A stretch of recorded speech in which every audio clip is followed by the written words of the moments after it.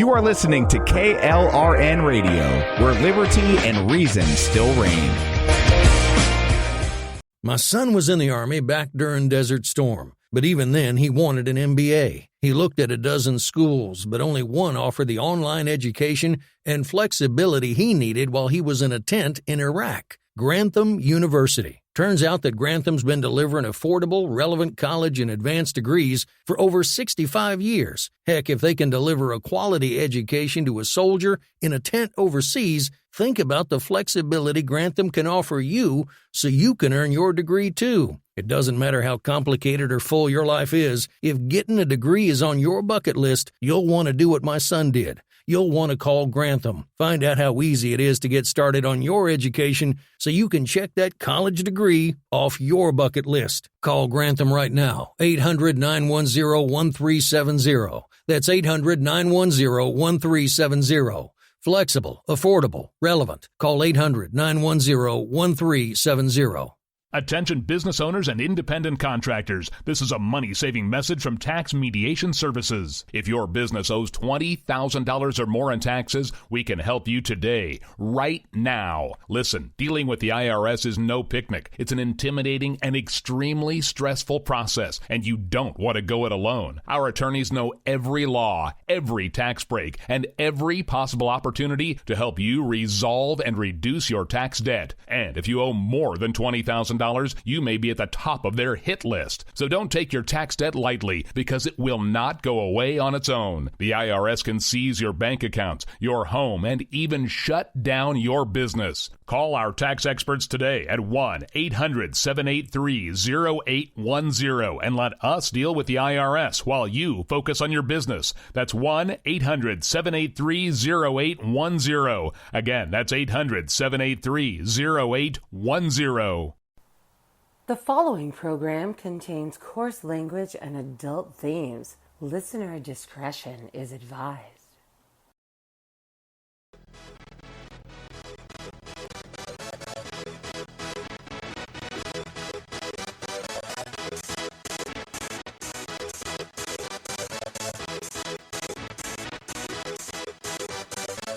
Y'all ready for this?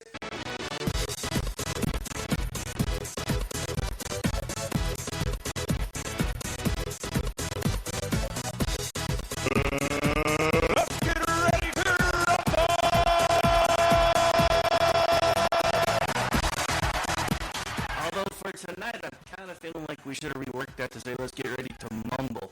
I'm Rick Robinson. This is KLRNradio.com. We are covering the State of the Union address live tonight here on KLRNradio.com. We will have a panel hopefully starting to rotate in here in a moment. We have been joined so far by Stacy Lennox. She is a contributor at PJ Media as well as here on KLR Radio. She hosts the Whatever Show with me and also Playing the Dirt with Al. I'm going to bring the volume up for these two now, as soon as I can figure out where my mute button is again.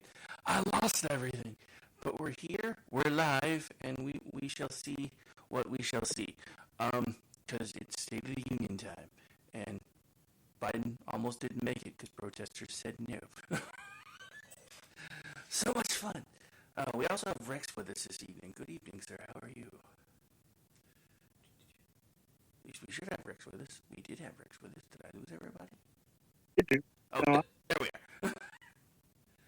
I was muted, catching up on. Perry May. All right. You and Aggie, I swear, should get together and have Perry Mason watch parties. Hey, they're going to start the heat of the night pretty soon. I'm looking forward to it. I never watched that one. Nice. All right, so I'm going to bring the volume up just a little bit. Others dressed in white. But it looks like they haven't started anything too substantial yet. Let's set the stage now with White House correspondent introducing the preview of the president's speech. Good evening, Peter. Good evening, Brett. Officials here at the White House think that most people that are going to watch tonight haven't been very politically active so far this cycle. So they see it as a clean slate to tell what they describe as an American comeback story, where President Biden will talk up how many jobs have been created since 2021. He will blame Republicans for border problems, and he will suggest his age shouldn't be an issue because Donald Trump is roughly the same age. The president has also been practicing dealing with hecklers when he talks Gaza, possibly from progressives in his own party. Right. Okay, we're waiting for President Biden to get into position. Peter, thank you. We have the walk down, and they've timed all of this out, but we also have the walk out after the speech. We expect this speech to be about an hour, but with applause lines, you never know. State of the Union address. I do know who knows. Dana Perino has been around the block. She's co-anchor of America's Newsroom, co-host of The Five. Harold Ford Jr., former Tennessee congressman, co-host of The Five. John Roberts, not co-host of The Five, co-anchor of America Reports and Fox News chief political analyst. Britt Hume joins us remotely. Britt, we've covered so many of these. What do you think about tonight? Well, I think unlike a lot of these speeches where we're preoccupied with what the president will say about this issue or that issue and what program he may announce or what steps he may announce he's taking to deal, for example, with the border, what the big focus tonight really is on his demeanor, how he seems. Does he seem energetic and authoritative, and will he be smooth and polished? You know, we've seen so many stumbles and so many awkward moments, falling down, is getting caught in the middle of sentences, losing his train of thought and all that. I would not discount the possibility at all that the president will come in here tonight, be very well rehearsed, very well prepared, very well rested, and will deliver a speech with a lot of energy and clarity, after which, of course, we will watch while the hosannas from Democrats and their allies in the media will ring down upon him, saying that puts the senility and the age and acuity issue to rest. It doesn't, but that's what I suspect we'll hear. One of the things tonight is a contrast the White House is saying between President Biden and his likely challenger, soon to wrap that all up, former President Trump, who is taking to Truth Social already, saying, quote, the president is very substantially late. Not a good start, but let's give him the benefit of the doubt. I'm sure he had very important things to do, but he is now just getting into the car. They will have to drive really long. We just don't want to be...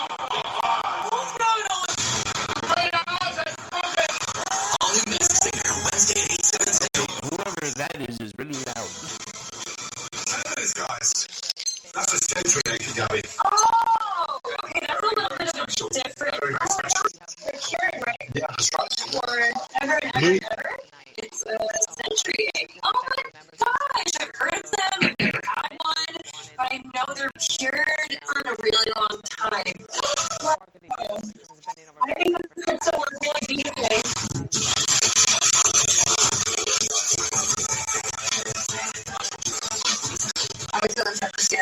Hey, Stacey, is that you? Because that's like drowning everything out.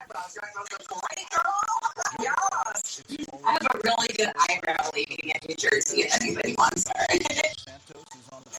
You familiar with your vision? Yes, Chef. I'm thinking I'm going to keep it simple.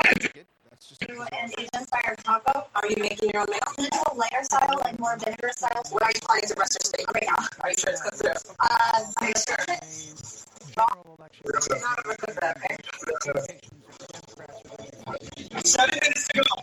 This idea of a churro, that's something I've seen or heard of.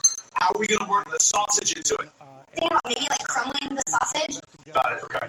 Chef Blaze, he's never even seen a savory churro. I'm trying to think of the best approach for presentation. Yeah, you know, like hot, slice it in half, and then you course and then course on top. Is that what you want to do? Yes. Yeah, good. Thank you, Chef. Presentation-wise, where are you going? Hey, Mike, are you watching TV right now? Because that's loud if that's you. Every part of me knows that this dish with 2 skewers is going to look so empty, and I know the competition is hot right now, so I am a little stressed. But it is looking risky. That needs to be crispy, and it needs to be more color on that. Yeah, Chef, I don't think we flash, but that's all needs to be piping hot. Let's go right now and set it Hearing. And to get Democratic... Mike joined the call and he's watching TV, so I had to mute him. Oh, okay. Because that was really, really loud, Mike, if you can hear me. Talk about a whole lot, President Biden, but he is basically wedged into having to speak about this tonight. Now that I've muted you, if you can figure out what all that noise was, at some point you can unmute yourself, but I can't. But I had to because we couldn't hear anything. Something that he needs to dig into this issue. It's one of the contrasts you speak of between the two parties. I think overarching in all this, people around the country, Americans are fed up with the rancor, with the division. The most recent congressional election saw Democrat-elected Tom Suozzi. You mentioned George Santos was in his district that Suozzi was elected.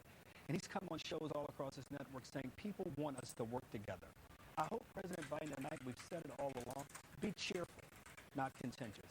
Be optimistic, not ominous. Be an American. People want their presidents to talk about how we're going to get things done. And finally, to those in the chamber, as someone that had the blessing and the privilege to serve in that chamber, I hope members of Congress and chamber guests show the respect the presidency deserves, show the respect the country deserves. Let's not deal with the gimmicks and some of the outbursts. Let's let this speech play out and let Katie Brick give her speech. And if President Trump wants to respond afterwards, we'll let him do that as well. It's a great point. I mean, people do look to these speeches. They are opportunities to lift up the country. And what we see in these numbers, 70% think the country's going in the wrong direction. It's really astonishing how down people are. Down about the economy, very down about what's going on at the border. They feel like there's a loss of control in the country. And so, we talk about the low bar of just getting through the speech, but Dana, there is an opportunity here if he seizes it and is able to do it. I think that the low bar, it's interesting that you say that because the mood in the country is pretty dark, and I feel like, in a way, people sort of tuned out Washington. They don't think it's going to help them. They don't see or hear from Washington like how things are going to get better for them, and also the chaos that President Biden talks about in the Trump years. I think that when you see people say, 72% of people say the country's going in the wrong direction, that's because they feel like their lives are chaotic now. Let me bring in former House Speaker Kevin McCarthy. He joins us. Mr. Speaker, you've been in this position. You've been in that chair behind as the president delivers speeches. You have to control your facial remarks and how you react to things. Your thoughts on this night? Do you miss this moment? Yeah, I miss any opportunity to be there. It's a unique moment because for members themselves, it's such a great privilege, but very seldom do you get the House and Senate, you get the cabinet members, you got the Joint Chiefs, you've got the Supreme Court, so it's a time to interact with one another. The part that the listeners and the viewers really don't know is whatever somebody says in that chambers you can hear, but you don't get to pick up on television. When you sit behind the president, it's actually hard to hear him when he speaks there. And it is a moment in time for whoever's president to really have a bully pulpit, to lay out and speak to the American public. Now, if I'm going to talk to my former members of the Republican conference, I would say don't take the bait if he wants to say something negative to you to get you to react. Be polite, listen to it and go through because that never plays well on television. And what's interesting, before this night starts, there'll be a whole group of Republicans and Democrats who will go greet the president beforehand in the chambers to the side and escort him in.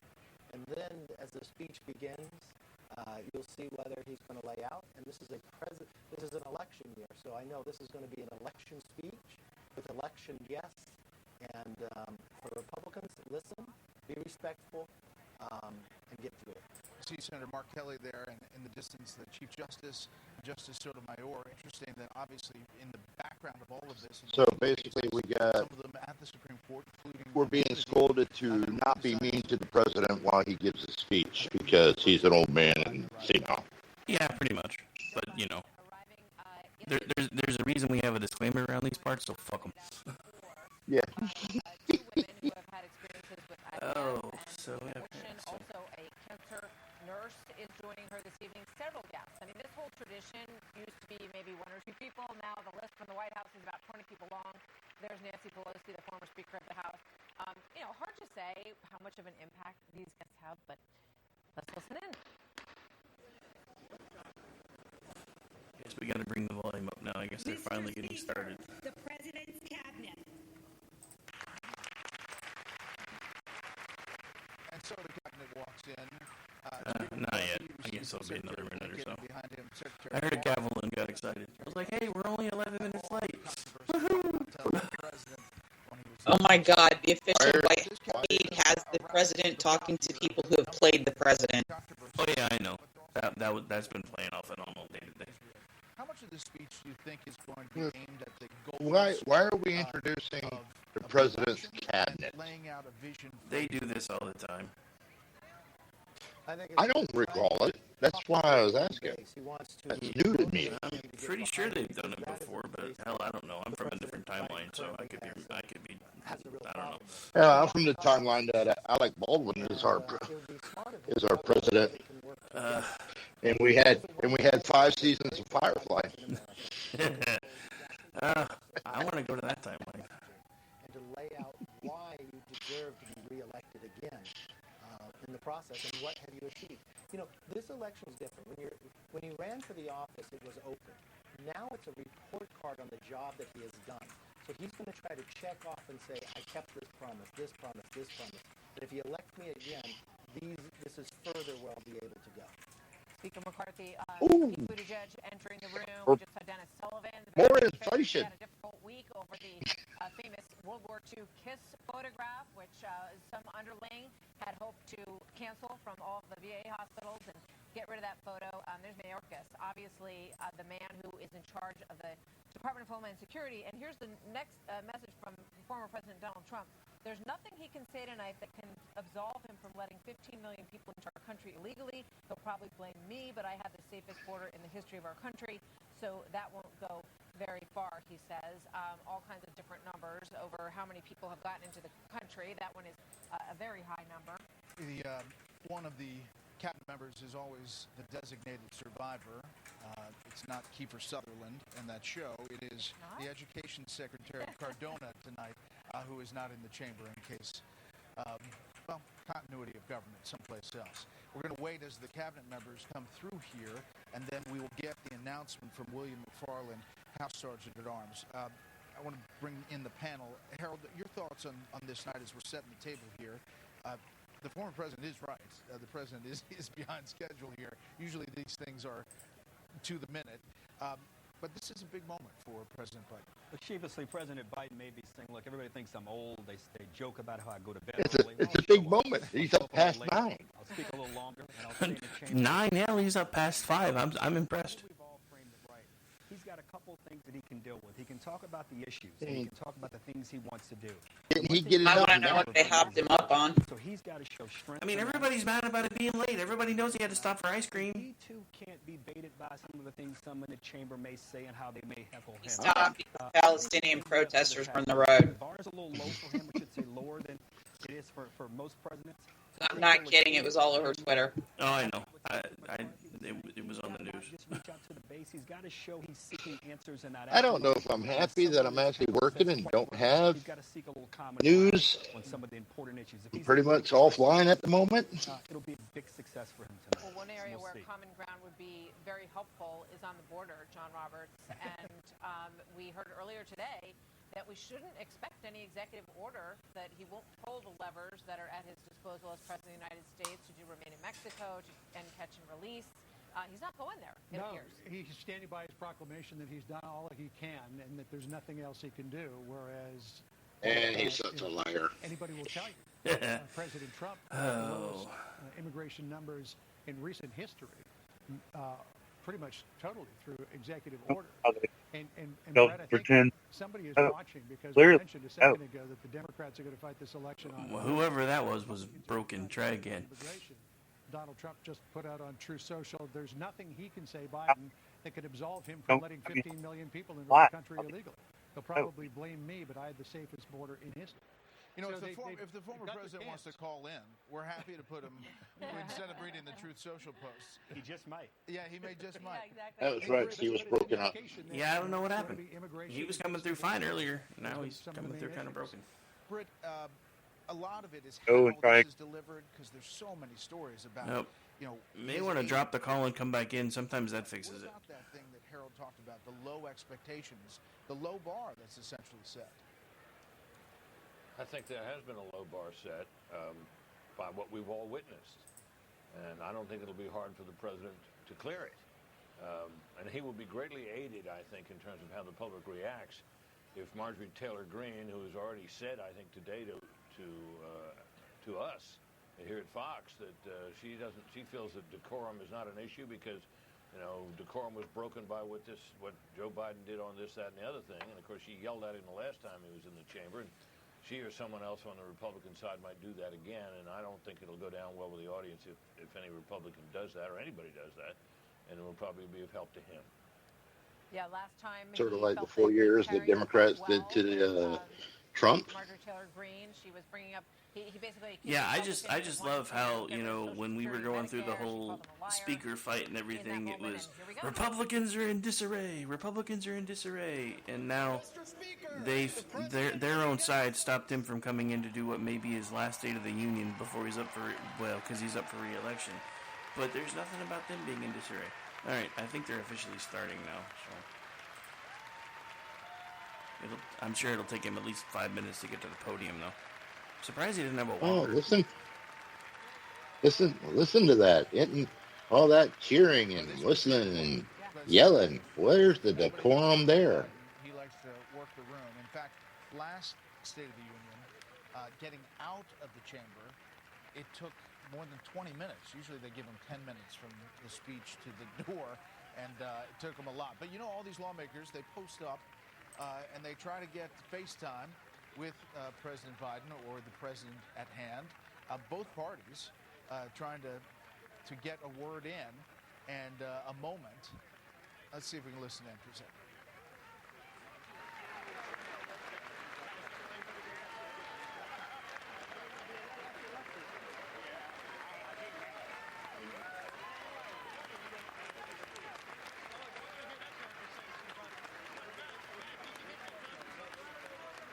He's wired.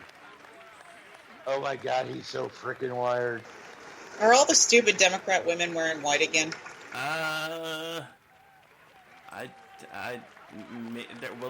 There's a smattering of it. It kind of looks that way.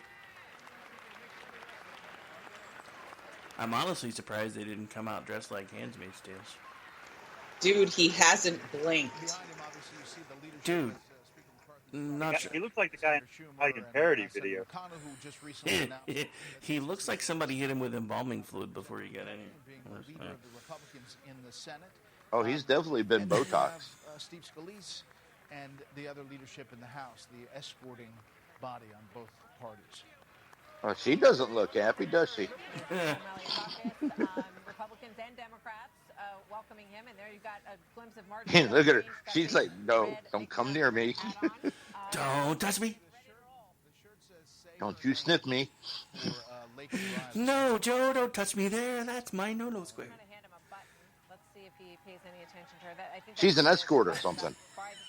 That's not Jill, is it? What those buttons say that a number of the Republicans are wearing, and he, not surprisingly, went right by. He may be hugging the left side of the aisle on that part of the walk down.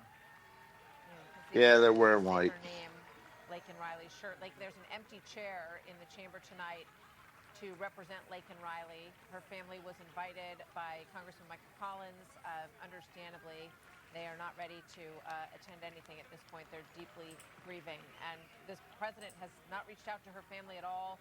She, no doubt, is becoming a symbol of so many individuals who have been violently attacked and, in her case, murdered by someone who is in the country illegally. This is an outrage issue for many, many people across this country. The president's polling is dismal on this.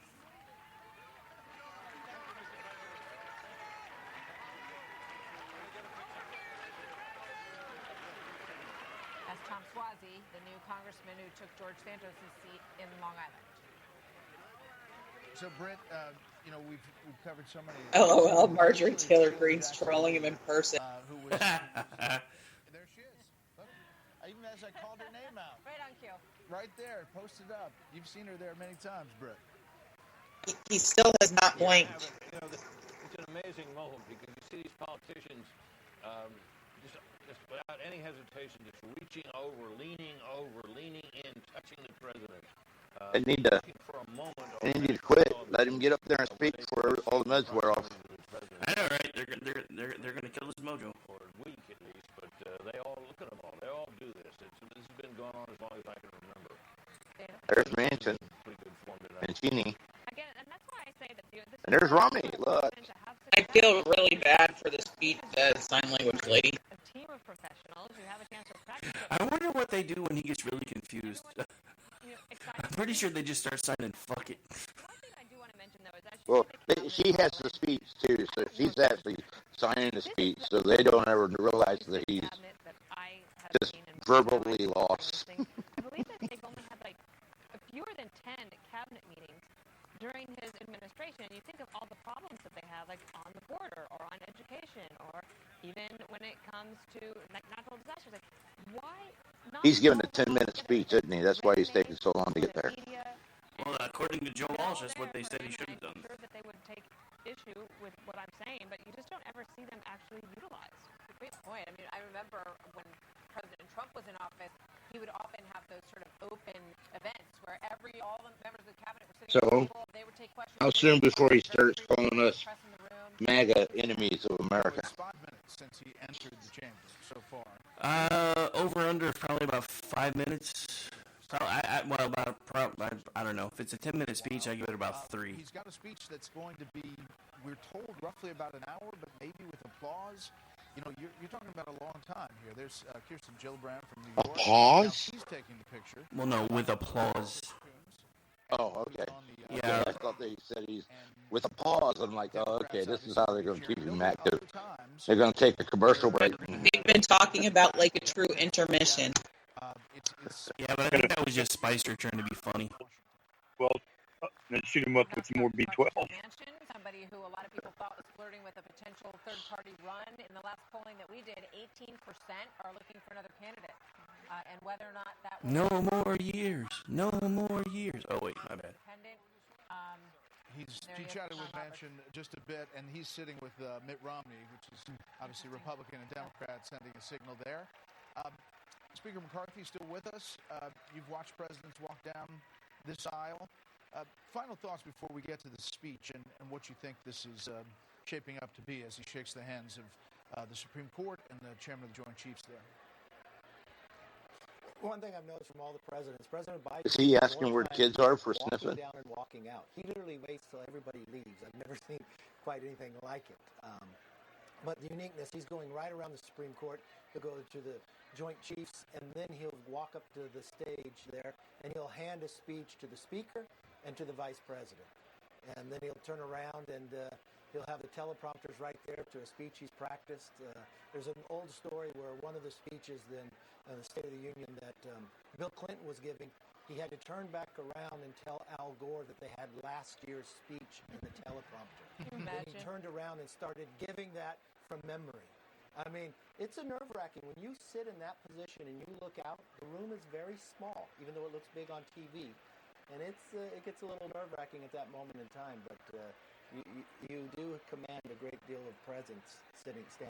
Yeah, and speaking of speeches, obviously the moment when Speaker Nancy Pelosi ripped up... I gave him a whole mess of Trump's speech, coffee ice cream. After that was one moment that was remembered after one State of the Union. You're seeing him there. Yeah, that was some decorum there, Never buddy. happen again. Bernie Sanders. I thought I got to keep this speech. And you didn't. It was in a few pieces. No, they take it back from you. They give you a very nice folder. I thought I'd get that for history. I thought I'd be able to keep the speech for history. No, it's all taken from you. Yeah. Well, I don't think they didn't take the ripped up speech. I don't think. I think they threw that one away. Yeah, that was a I think remarkable they put moment. it back in the archives. He's at the podium, ladies and gentlemen. Finally. He will hand, as mentioned, the speech to Speaker Johnson. New relationship. Look, it's Camellia. She doesn't have her heels up. President Harris. Very tired.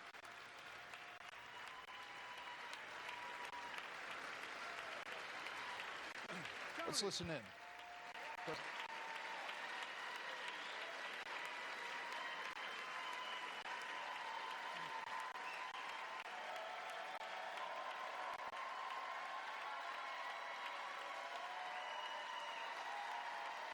Thank you.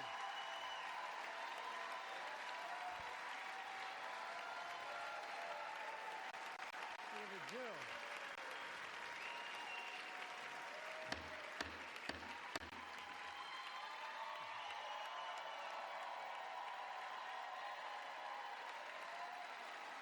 Good evening.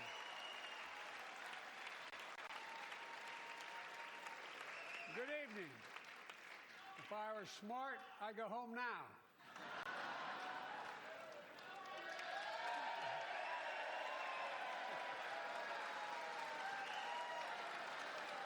Mr. Speaker, Madam Vice President, members of Congress, my fellow Americans, In January 1941, Franklin Roosevelt came to this chamber to speak to the nation, and he said, "I address you at a moment unprecedented in the history of the Union.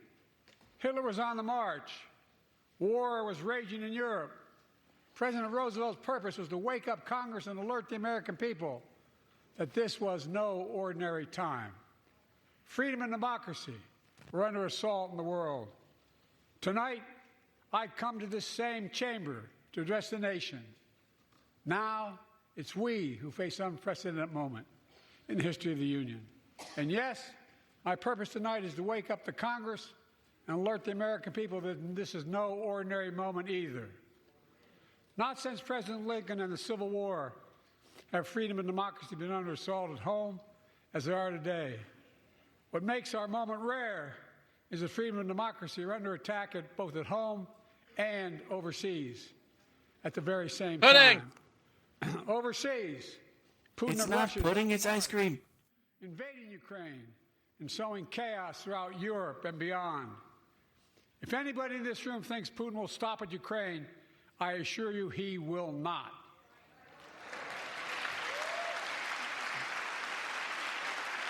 But we don't need to spend all our money there. Ukraine can stop Putin. The 80s called, they would like their foreign policy back.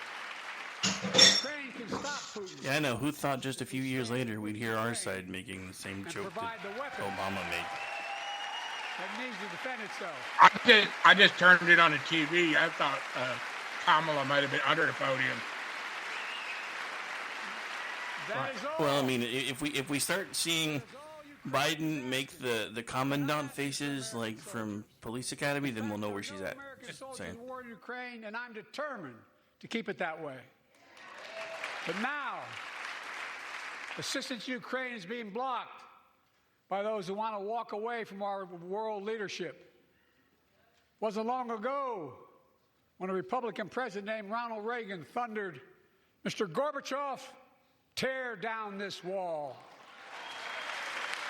Now, And it wasn't not that long ago that your boss said American exceptionalism isn't a great thing. now my predecessor, Yeah. a former Republican president, Well, tells you know. Putin, quote, "Do whatever the hell you want." That's a quote. A former president actually said that, bowing down to a Russian leader. I think it's outrageous, it's dangerous, and it's Is unacceptable. he dissing on Obama? No, he's trying to diss on Trump because Trump said if you don't pay your fair share of the UN, I'm going to let them do whatever they want to you. Which may be an asshole thing to say, but it's not wrong either. As a founding member of NATO, That's true. Well, but he's military talking alliance about of somebody democratic bowing down to nations, Russia. created after World So War I II thought to prevent, that was to Obama. prevent war and keep the peace. And today, we've made NATO stronger than ever. We welcomed Finland to the alliance last year. All right, now he's screaming. This is a lie. Sweden officially This is a joined, lie. and their minister is here tonight. How did Finland join when it's not real? Welcome. Jeff had a lot to do with that.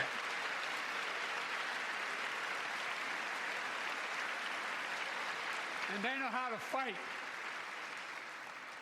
Mr. Prime Minister, welcome to NATO, the strongest military alliance the world has ever seen.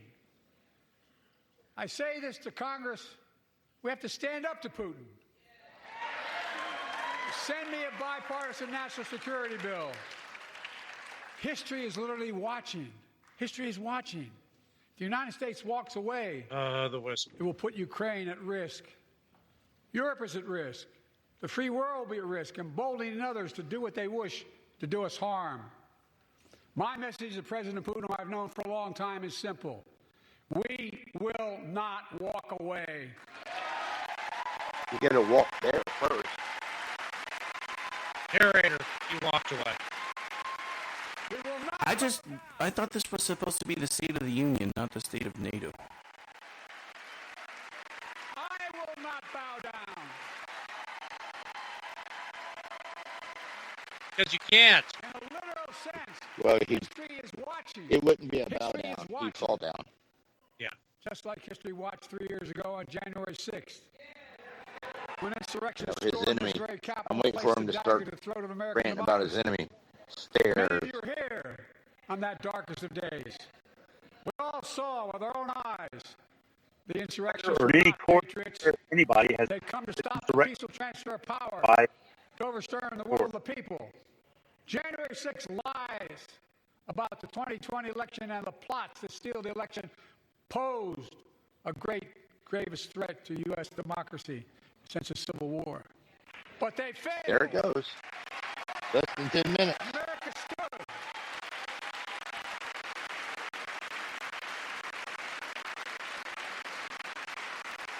America stood strong, and democracy prevailed. We must be honest. The threat to democracy must be defended. My predecessor and some of you here seek to bury the truth about threat to democracy must be defended? Was that a Freudian slip? Because it kind of sounded like a Freudian slip. That's what I heard. I had a applause. You can't love your country only when you win. Yeah. Okay, real quick. Delaney and I were talking about before the show that this would be a perfect moment for it to do the Dave stroke thing. So they don't have to 25th amend him. Ever since being elected to office, I ask all of you without regard to party to join together and defend democracy. Remember your oath of office to defend against all threats, foreign and domestic.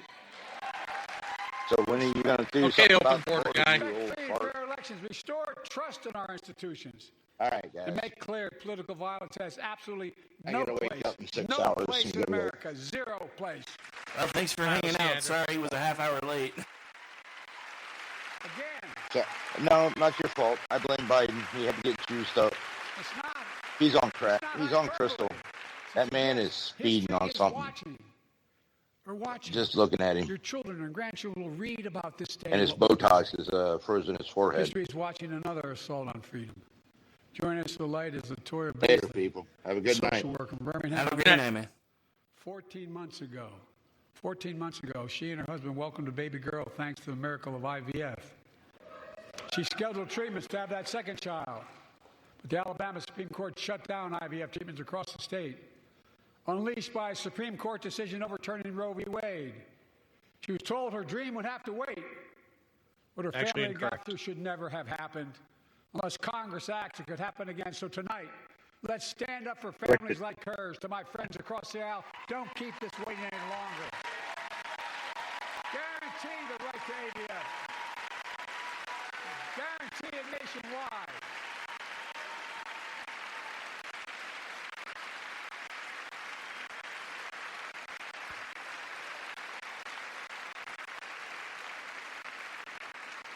Like most Americans, I believe Roe v. Wade got it right. I thank Vice President Harris for being an incredible leader defending reproductive freedom and so much more. When did she do anything? Thank you. My predecessor came to office determined to see Roe v. Wade overturned. He's the reason it was overturned, and he brags about it. Look at the chaos that has resulted. Joining us tonight is Kate Cox. There was no chaos. A wife and mother from Dallas. She's become pregnant again and had a fetus with a fatal condition. Her doctor told Kate that her own life and her ability to actually have incorrect. Children in the future were at risk. You're going to be saying that a lot, bro. I know. Because Texas law banned her ability to act, Kate and her husband had to leave the state to get what she needed. What her family got through should have never happened as well, but it's happening in too many others. There are state laws banning the freedom to choose, criminalizing doctors, forcing survivors of rape and incest to leave their states to get the actually treatment they incorrect. need. Many of you in this chamber and my predecessor are promising to pass a national ban on reproductive freedom. Oh boy, it's going to take 3 days for the rebuttal. Look, it's a decision to overturn Roe v. Wade. The Supreme Court majority wrote the following. And with all due respect, justices. Again, isn't this supposed to be the State of the electoral Union, not a campaign power. speech? Yeah. Electoral or political power. you're about to But this realize is also the only time he's going to be in front of anybody because everybody knows he's not debating. So this is his only campaign speech. Yeah. clearly.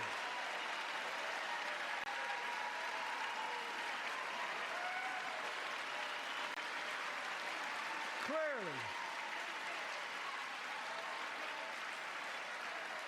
Those bragging about overturning Roe v. Wade have no clue about the power of women.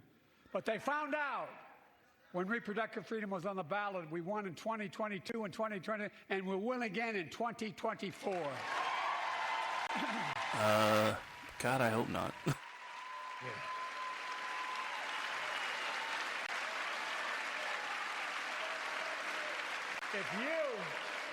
If you, the American people, send me a Congress that supports the right to choose, I promise you, I'll restore Roe v. Wade as the law of the land again. Why didn't you do that 2 years ago? 3 years ago when you controlled everything? Because it was a fundraising tool, you tool. Folks, America cannot go back. I'm here tonight to show what I believe is the way forward. Going back. Because I know how far we come. 4 years ago... And I ain't no ways tired. Oh, wait, wrong POTUS. Or almost POTUS. The country was hit by the worst pandemic and the worst economic crisis in a century. Remember the fear? Record losses. In the 20s. Remember the spikes in crime and the murder rate, raging virus that took more than 1 million American lives, of loved ones, millions left behind. A mental health crisis of isolation and loneliness. What about the mental health crisis of transgenderism? Failed the most basic presidential duty that he owes to American people, the duty to care. I think that's unforgivable.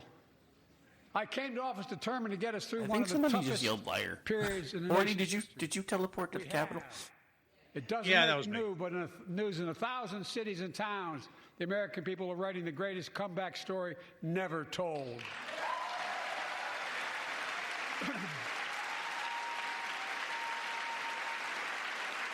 So let's tell the story here. Tell it here and now. America's comeback is building the future of American possibilities, building an economy from the middle out and the bottom up, not the top down. Yeah, and I Investing thought in American all exceptionalism was Americans, bad. in all Americans, to make sure everyone has a fair shot. We leave no one behind. The pandemic no longer controls our people in Afghanistan would like a word. Right. Are now being used to beat cancer, turning setback into comeback. That's what America does. That's what America does.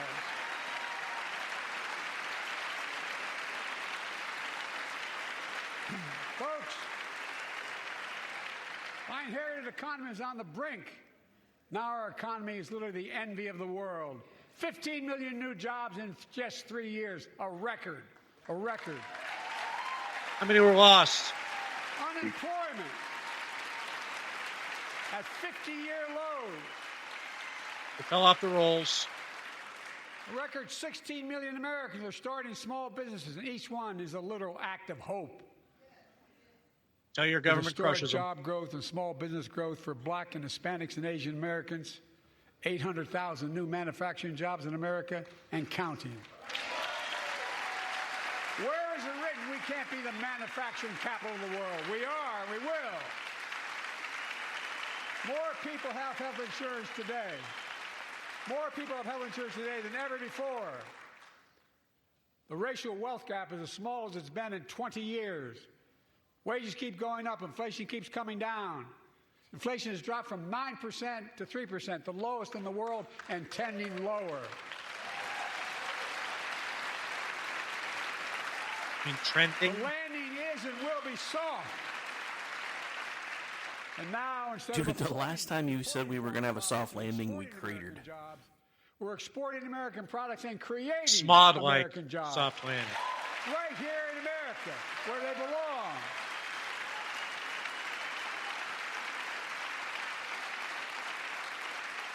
And it takes time, but the American people are beginning to feel it.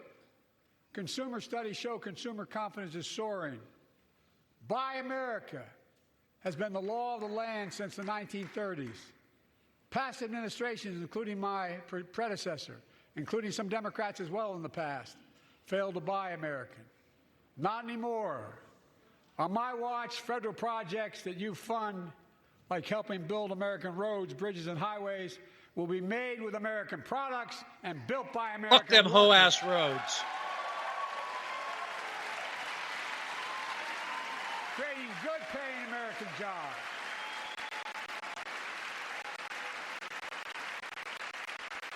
And thanks to our CHIPS and Science Act, the United States is investing more in research and development than ever before. During CHIPS the and Science pandemic, Act? the shortage of semiconductors, chips, that drove up the price of everything from cell phones to automobiles. And by the way, we invented those chips right here in America. Well, instead of having to import them, private companies are now investing billions of dollars to build new chip factories here in America, creating tens of thousands of jobs. Many of those jobs paying $100,000 a year and don't require a college degree. That'd be great for all the journalists. In fact, my policies have attracted $650 billion in private sector investment in clean energy, advanced manufacturing, creating tens of thousands of jobs here in America.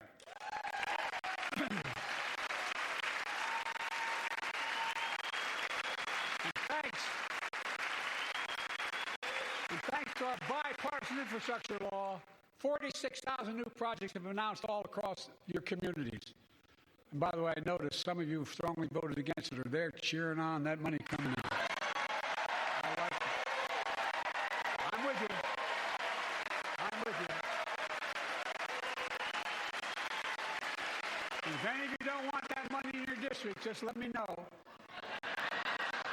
Modernize our roads and bridges, ports and airports, public transit systems.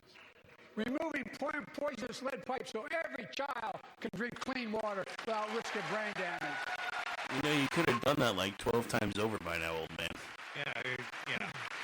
Providing affordable. Think of what you could have done with all the money you sent to Ukraine. For every American, no matter where you live, urban, suburban, or rural communities, in red states and blue states. Record investments in tribal communities. Because of my investment in the family farm, because I invested in family farms led by my Secretary of Agriculture, who knows more about this than anybody I know, we're better able to stay in the family for those farms and their children and grandchildren won't have to leave home to make a living. It's transformative. The great comeback story is Belvedere, Illinois, home to an auto plant for nearly 60 years. Before I came to office, the plant was on its way to shutting down. Thousands of workers feared for their livelihoods. Hope was fading. Then I was elected to office, and we raised the Belvedere repeatedly with auto companies, knowing unions would make all the difference. The UAW worked like hell to keep the plant open and get these jobs back, and together we succeeded.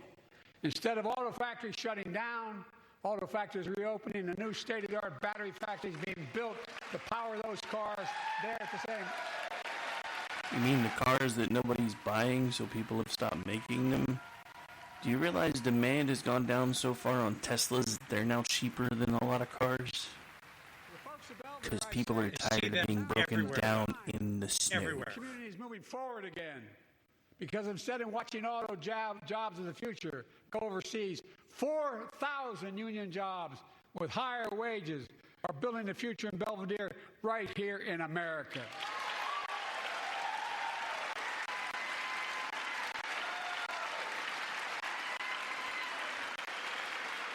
Here tonight is UAW President Shawn Fain, a great friend and a great labor leader. Shawn, where are you? Stand up. He still fucks up like every third word. Great fan.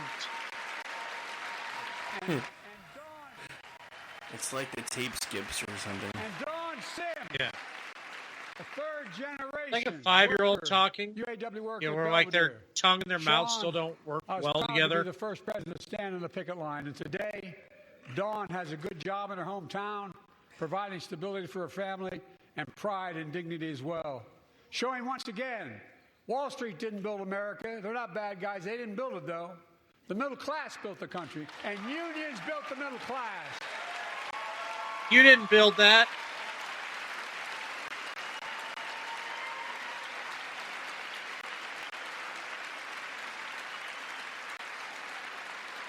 I say to the American people, when America gets knocked down, we get back up. We keep going. That's America. Then you drink a whiskey drink. Then you drink a vodka drink. And then you drink And a when you lager have to drink. pee, you use the kitchen sink. American people. It's because of you America's coming back. It's because of you our future is bright. It's because of you that tonight we can proudly say the state of our union is strong and getting stronger. I have never seen this country more divided except for maybe in the history books, my dude.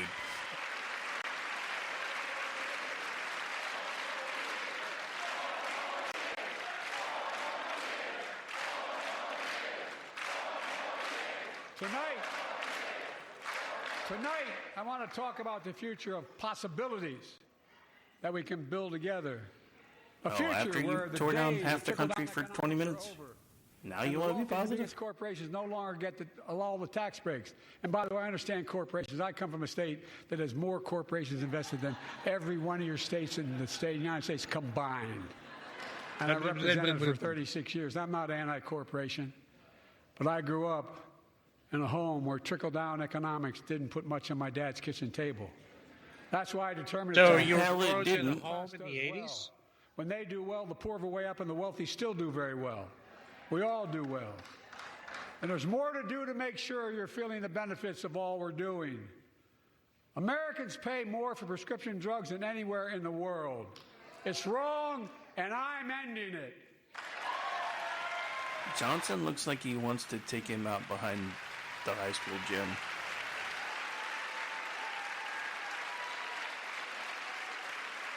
With the law that I proposed and signed, not one of you Republican buddies voted for it. We finally beat Big Pharma. Instead of paying $400 a month or thereabouts for insulin with diabetes, and it only costs $10 to make, they only get paid $35 a month now and still make a healthy profit. And I want to... You undid Trump doing that just so you could put your name on it, dude. Yeah, but then he had about a year of pain before he did that.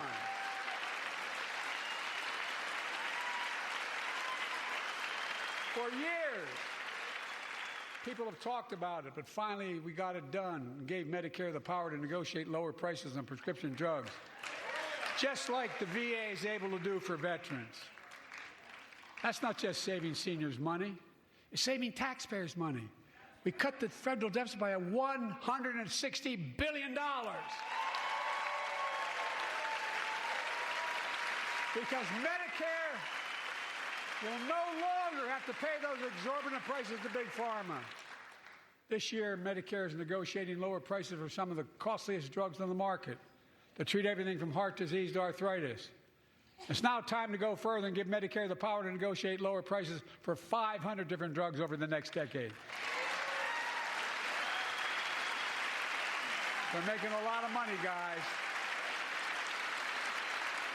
And they'll still be extremely profitable. Precious. Will not only save lives, it will save taxpayers another $200 billion. Starting next year, the same law caps total prescription drug costs for seniors on Medicare at $2,000 a year, even for expensive cancer drugs that cost $10,000, $12,000, $15,000. Now I want to cap prescription drug costs at $2,000 a year for everyone. Folks, I'm going to get in trouble for saying that, but anyone to get in Air Force One and fly to Toronto, Berlin, Moscow, even Moscow, probably. And bring your prescription with you, and I promise you I'll get it for you for 40% the cost you're paying now. Same company, same drug, same place. Folks, the Affordable Care Act, the old Obamacare, is still a very big deal.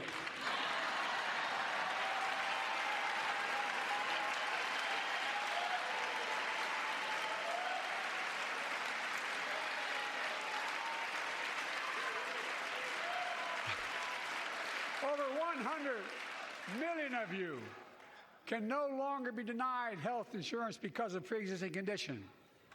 But my predecessor and many in this chamber want to take this prescription drug away by repealing Affordable Care Act.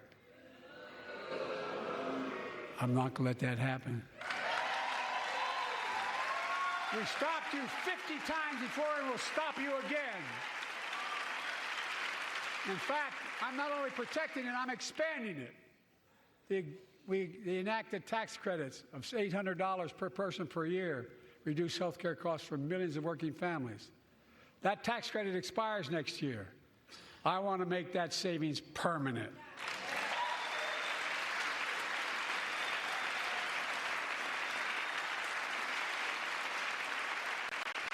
To state the obvious, women are more than half our population, but research on women's health has always been underfunded. That's why we're launching the first ever White House initiative on women's health research, led by Jill, doing an incredible job as First Lady. Doing an incredible job of translating? What?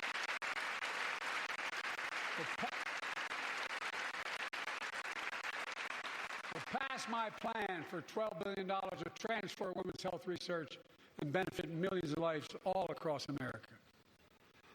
I know the cost of housing is so important to you. If inflation keeps coming down, mortgage rates will come down as well, and the Fed acknowledges that. But I'm not waiting. I want to provide an annual tax credit that will give Americans $400 a month for the next 2 years as mortgage rates come down, to put toward their mortgages when they buy their first home or trade up for a little more space. Just for 2 years.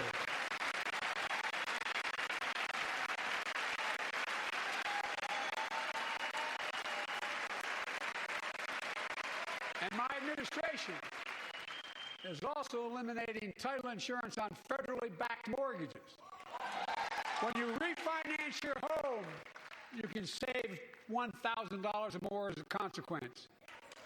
For millions of renters, we're cracking down on big landlords who use antitrust law, who break antitrust laws by price fixing and driving up rents. We've cut red tape so builders can get federally financing, which is already helping build a record 1.7 million new housing units nationwide. Now pass. Show me the receipts, Joe, because I ain't seeing none of that. Build and renovate 2 million affordable homes and bring those rents down.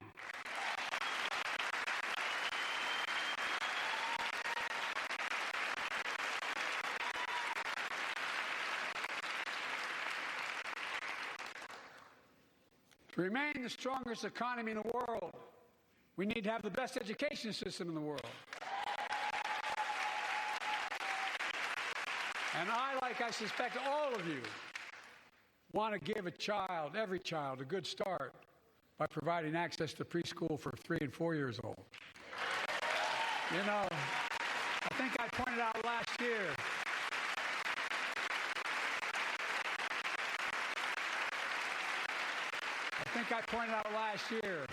that children coming from broken homes where there's no books, they're not read to, not spoken to very often, start school, kindergarten, or first grade, having heard 1 million fewer words spoken. Well, studies show that I don't know, you children can't seem to shut up. 50% more likely to finish high school, go on to earn a 2- and 4-year degree, no matter what their background is.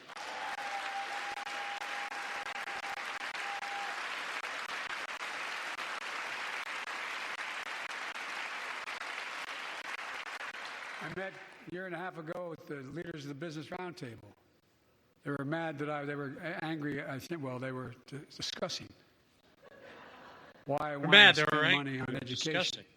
Quite I pointed out to them as vice president. Range there. I met with over 182 of those folks. Don't hold me to the exact number. And I asked them what they need most, the CEOs. And you've had the same experience on both sides of the aisle. They say a better educated workforce, right? So I looked at them, and I say, I come from Delaware. DuPont used to be the 8th largest corporation in the world. And every new enterprise they bought, they educated the workforce to that enterprise. But none of you do that anymore. Why are you angry with me providing you the opportunity for the best educated workforce in the world. And they all looked at me and said, I think you're right. I want to expand high-quality tutoring and summer learning to see that every child... Hey, maybe we should focus on teaching kids that math isn't racist and that boys have penises and girls have vaginas. Maybe then we can get back to normal. What do you think, Joe? I'm also connecting local businesses in high schools so students get hands-on experience and a path to good paying job whether or not they go to college. And I want to make sure the college is more affordable. Let's continue increasing the Pell Grants to working and middle-class families and increase record investments in HBCUs and minority-serving institutions, including Hispanic institutions. But he gets to go to college. And I was told I couldn't universally just change the way in which we dealt with student loans. I fixed 2 student loan programs that already existed to reduce the burden of student debt for nearly 4 million Americans, including nurses, firefighters, and others in public service. Like Keenan Jones, a public educator from Minnesota, who's here with us tonight. Keenan, where are you? Keenan, thank you. He's educated hundreds of students so they can go to college. Now he's able to help, after debt forgiveness, get his own daughter to college.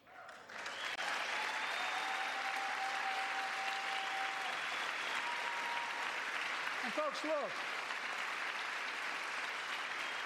such relief is good for the economy because folks are now able to buy a home, start a business, start a family. While we're at it, I want to give public school teachers a raise.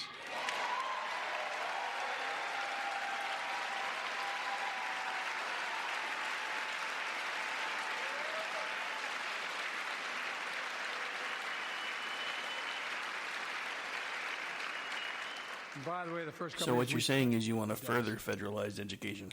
Now, let me speak to the question of fundamental fairness for all Americans. I've been delivering real results in fiscally responsible ways. We've already cut the federal deficit.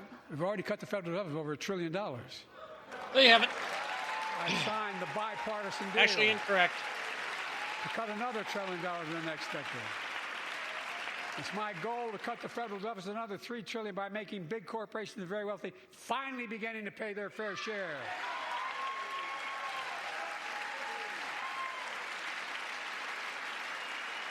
Look, I'm a capitalist. You want to make or can make a million or millions of bucks, that's great. Just pay your fair share in taxes. What is a fair share? A fair tax code. All of it. It's how we invest things that make this country great. Healthcare, education, defense, and so much more. But here's the deal. The last administration enacted a $2 trillion tax cut. Overwhelmingly benefit the top 1%, the very wealthy and the biggest corporations. And exploded the federal deficit.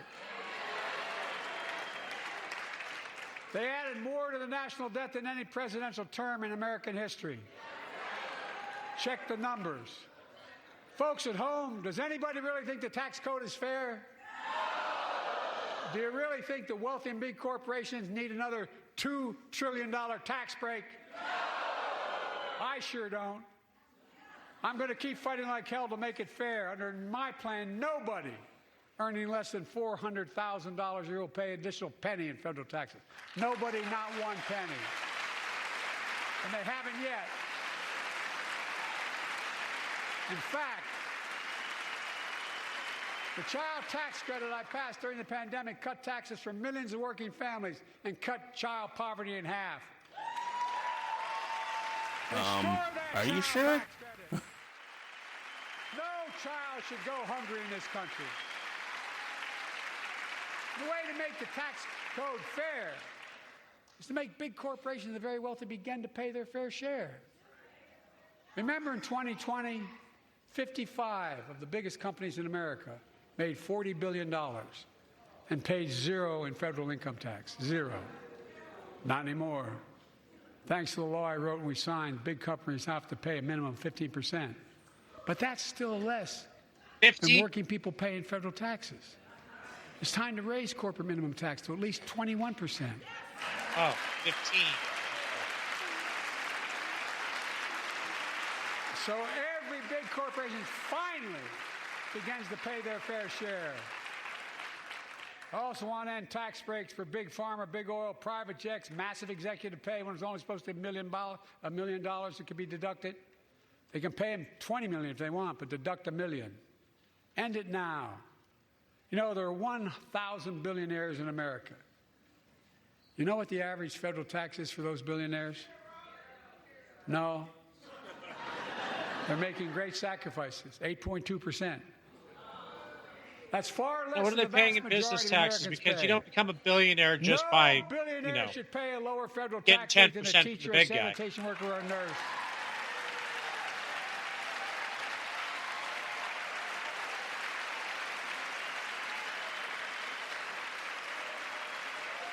I propose.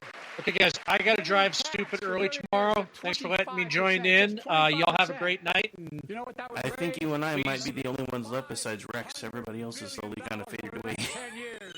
duct tape your brain so your heads don't explode. Good night, everyone. Yeah, maybe.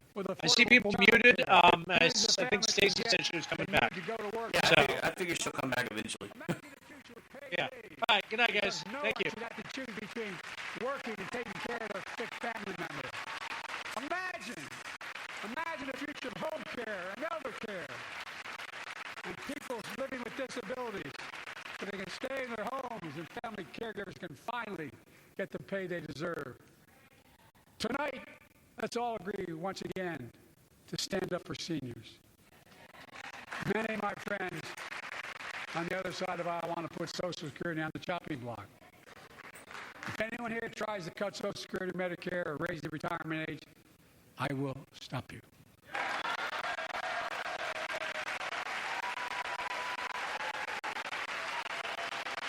The working people who built this country pay more into Social Security than millionaires and billionaires do. It's not fair. We have two ways to go. Republicans can cut Social Security and give more tax breaks to the wealthy. That's the proposal. Oh no, you guys don't want another $2 trillion tax cut? I kind of thought that's what your plan was. Well, that's good to hear. You're not going to cut another $2 trillion for the super wealth. That's good to hear. I'll protect and strengthen Social Security and make the wealthy pay their fair share. Look,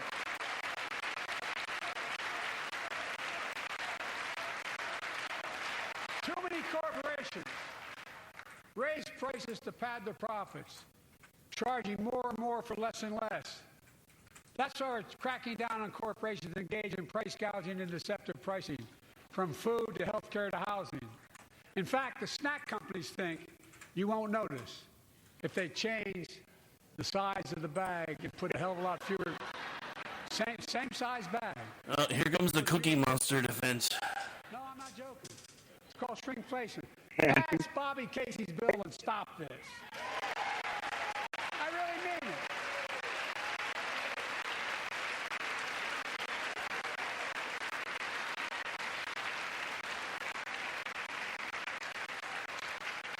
Probably all saw that commercial on Snickers bars.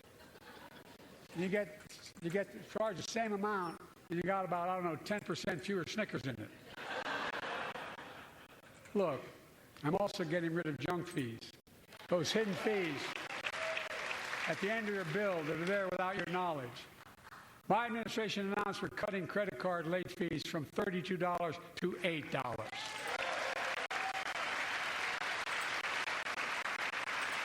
Banks and credit card companies are allowed to charge what it costs them to instigate the collection. And that's a hell of a lot, like $8 and $30-some. They don't like it. Credit card companies don't like it. But I'm saving American families $20 billion a year with all the junk fees I'm eliminating. Folks at home, that's why the banks are so mad. It's $20 billion in profit. I'm not stopping there. My administration's proposed rules to make cable, travel, utilities, and online ticket sellers tell you the total price up front so there are no surprises. It matters. It matters. And so does this. In November, my team began serious negotiation with a bipartisan group of senators. The result was a bipartisan bill with the toughest set of border security reforms we've ever seen. Oh, you don't think so? Oh, you don't like that bill, huh? That conservatives got together and said it was a good bill? I'll be darned. That's amazing. That bipartisan bill would hire 1,500 more security agents and officers, 100 more immigration judges to help tackle the backload of 2-minute cases, 4,300 more asylum officers, and new policies so they can resolve cases in 6 months instead of 6 years now.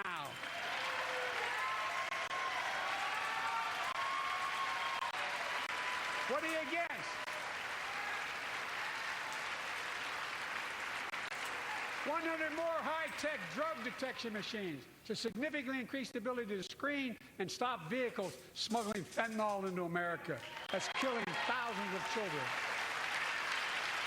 This bill would save lives and bring order to the border. It will also give me and any new president new emergency authority to temporarily shut down the border when the number of migrants at the border is overwhelming. The Border Patrol Union has endorsed this bill. The Federal Chamber of Commerce is, yeah. You're saying low. Look at the facts. I know you know how to read.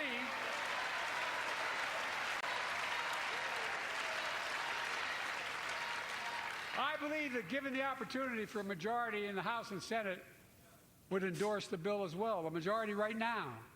But unfortunately, politics has derailed this bill so far.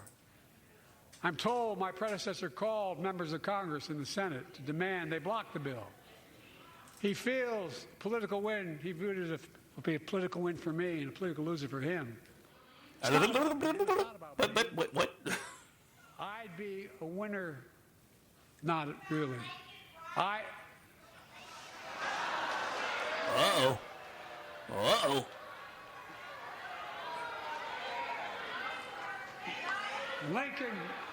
Lincoln Riley, an innocent young woman who was killed by an illegal. That's who right. you let into the country. Thousands of people being killed by illegals. To her parents, I say, my heart goes out to you, having lost children myself. I understand. But look, if we change the dynamic at the border, people pay these smugglers $8,000 to get across the border because they know if they get by and let into the country, it's 6 to 8 years before they have a hearing. And it's worth taking the chance of the $8,000. But if it's only 6 weeks, the idea is it's highly unlikely that people will pay that money and come all that way knowing that they'll be able to be kicked out quickly. Folks, I would respectfully suggest my Republican friends owe it to the American people, get this bill done. We need to act now.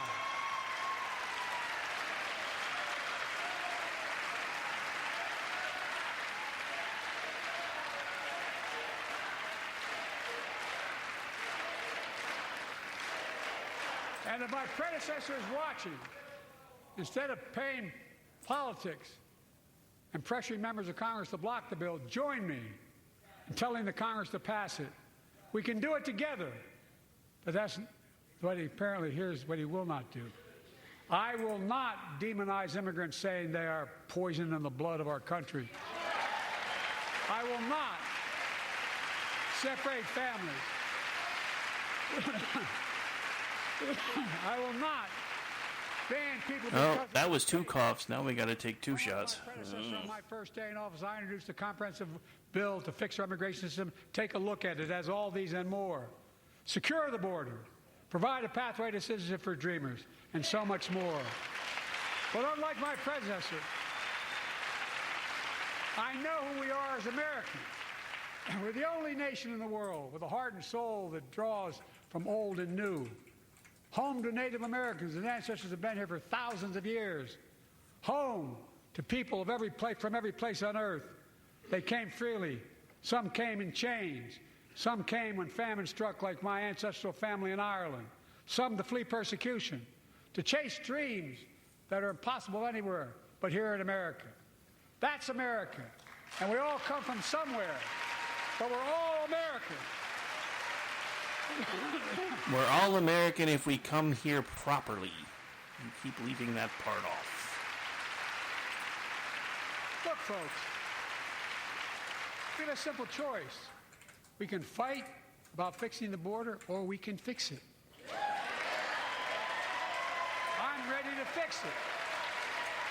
Send me the border bill now.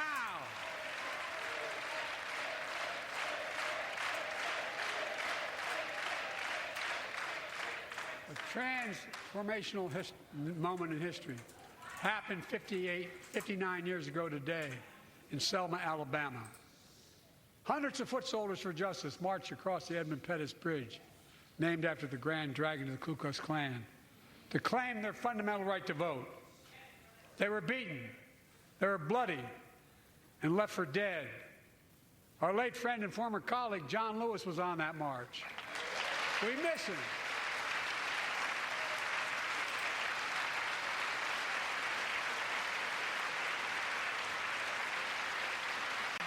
Joining us tonight are other marchers, both in the gallery and on the floor, including Betty Mae Fikes, known as the voice of Selma, the daughter of gospel singers and preachers. She sang songs of prayer and protest on that bloody Sunday to help shake the nation's conscience. 5 months later, the Voting Rights Act passed and was signed into law.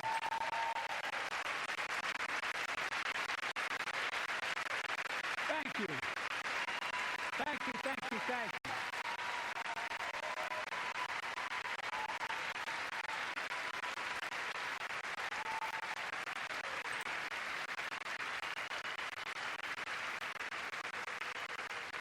But 59 years later, their force has taken us back in time. Voter suppression, election subversion, unlimited dark money, extreme gerrymandering. John Lewis was a great friend to many of us here. But if you truly want to honor him and all the heroes that marched with him, then it's time to do more than talk. Pass the Freedom to Vote Act, the John Lewis Voting Right Act.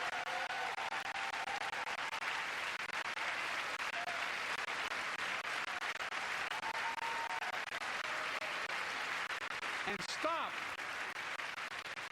denying another core value of America, our diversity across American life. Banning books, it's wrong. Instead of erasing history, let's make history. I want to protect fundamental rights. Pass the Equality Act. And my message of transgender Americans, I have your back. Pass the PRO Act for workers' rights. Raise the federal minimum wage, because every worker has a right to a decent living more than $7 an hour. We're also making history by confronting the climate crisis, not denying it. I don't think any of you think there's no longer a climate crisis. At least I hope you don't. I'm taking the most significant action ever on climate in the history of the world. I'm cutting our carbon emissions in half by 2030, creating tens of thousands of clean energy jobs, like the IBEW workers building and installing 500,000 electric vehicle charging stations. Conserving 30% of America's lands and waters by 2030. And taking action on environmental justice, fence line communities smothered by the legacy of pollution. And pattern after the Peace Corps and AmeriCorps, I launched the Climate Corps to put 20,000 young people to work in the forefront of our clean energy future. I'll triple that number in a decade.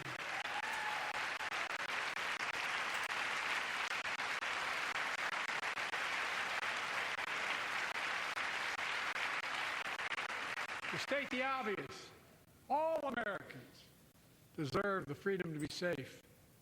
And America is safer today than when I took office. The year before I took office, murder rates went up 30%. 30% they went up. The biggest increase in history.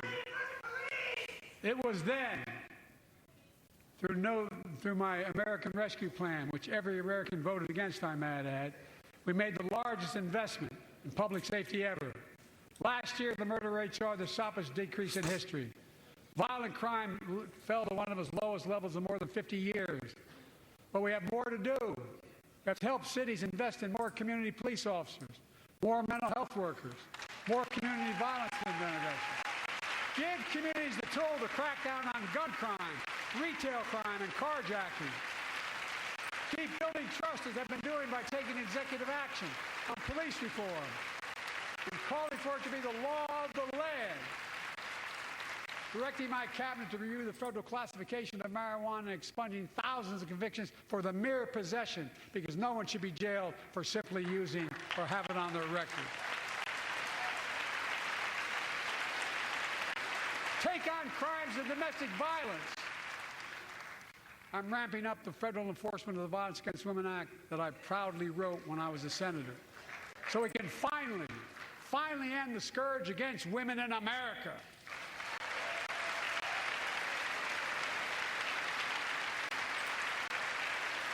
There are other kinds of violence I want to stop. With us tonight is Jasmine, whose 9-year-old sister Jackie was murdered with 21 classmates and teachers in an elementary school in Uvalde, Texas. Very soon after that happened, Jill and I went to Uvalde for a couple of days. We spent hours and hours with each of the families. We heard their message, so everyone in this room, in this chamber, could hear the same message. The constant refrain, and I was there for hours meeting with every family. They said, do something. Do something.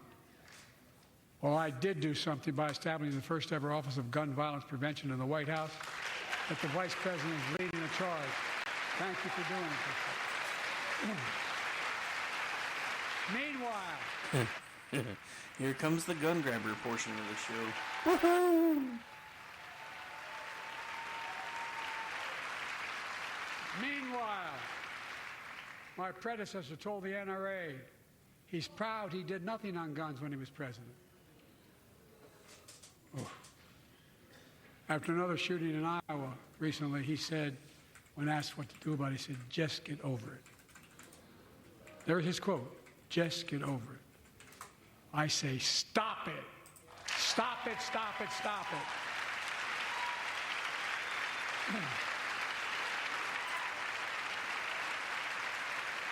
I'm proud we beat the NRA when I signed the most significant gun safety law in nearly 30 years because of this Congress. We now must beat the NRA again. I'm demanding a ban on assault weapons and high-capacity magazines. Pass universal background checks. None of this. I taught the Second Amendment for 12 years. None of this violates the Second Amendment or vilifies responsible gun owners. You know, as we manage challenges at home, we're also managing crises abroad, including in the Middle East. I know the last 5 months have been gut-wrenching for so many people, for the Israeli people, for the Palestinian people, and so many here in America. This crisis began on October 7th with a massacre by a terrorist group called Hamas, as you all know.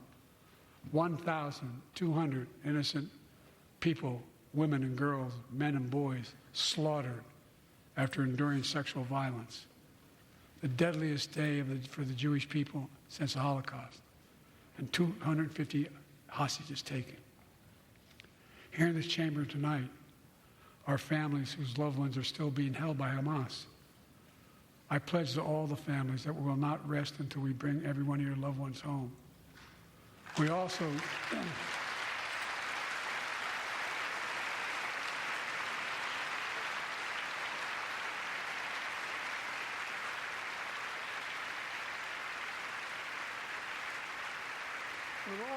work around the clock to bring home Evan and Paul, Americans being unjustly detained by the Russians and others around the world. Israel has the right to go after Hamas. Hamas ended this conflict by releasing hostages, laying down arms, could end it by releasing the hostages, laying down arms, and surrendering those responsible for October 7th. But Israel has Israel has a added burden because Hamas hides and operates among the civilian population like cowards, under hospitals, daycare centers, and all the like. Israel also has a fundamental responsibility, though, to protect innocent civilians in Gaza.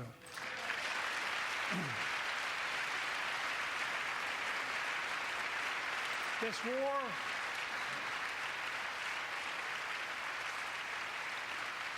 has taken a greater toll on innocent civilians than all previous wars in Gaza combined. More than 30,000 Palestinians have been killed, most of whom are not Hamas. Thousands and thousands of innocents, women and children, girls and boys, also orphaned. Nearly 2 million more Palestinians under bombardment or displacement. Homes destroyed, neighborhoods in rubble, cities in ruin. Should we all feel really sad right now? It's I heartbreaking. promise I feel really sad I've been right working now. nonstop to establish an immediate ceasefire that would last for 6 weeks to get all the Please, prisoners but they- released, all the hostages released, to get the hostages home and ease the intolerable and humanitarian crisis and build toward an enduring, something more enduring. The United States has been I say leading stuff international like efforts to get more humanitarian assistance to Gaza. Yeah, Tonight, I'm not directing sure what's the U.S. going on, military man, to but you're lead an still emergency cutting in and mission out. to establish a temporary pier in the Mediterranean on the coast of Gaza that can receive large shipments carrying food, water, medicine, and temporary shelters. No U.S. boots will be on the ground. A temporary pier will enable a massive increase in the amount of humanitarian assistance getting into Gaza every day.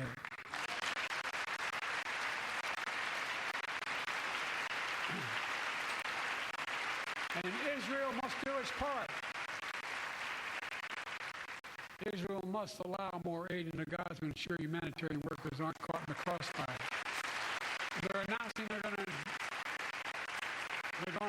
have a crossing in northern Gaza. The leadership of the Israelites say this: humanitarian assistance cannot be a secondary consideration or a bargaining chip. Protecting and saving innocent lives has to be a priority. As we look to the future, the only real solution to the situation is a two-state solution over time. They tried the two-state solution. They just tried to kill them again. Pretty sure they're over that. As a lifelong supporter of Israel, my entire career, no one has a stronger record with Israel than I do. I challenge any of you here. I'm the only American president of Israel in wartime. But there is no other path that guarantees Israel's security and democracy. There is no other path that guarantees that Palestinians can live in peace with peace and dignity. And there's no other path that guarantees peace between Israel and all of its neighbors, including Saudi Arabia, with whom I'm talking. Creating stability in the Middle East also means containing the threat posed by Iran. That's why I built a coalition of more than a dozen countries to defend international shipping and freedom of navigation in the Red Sea. I've ordered strikes to degrade the Houthi capability and defend U.S. forces in the region. As Commander-in-Chief, I will not hesitate to direct further measures to protect our people and our military personnel.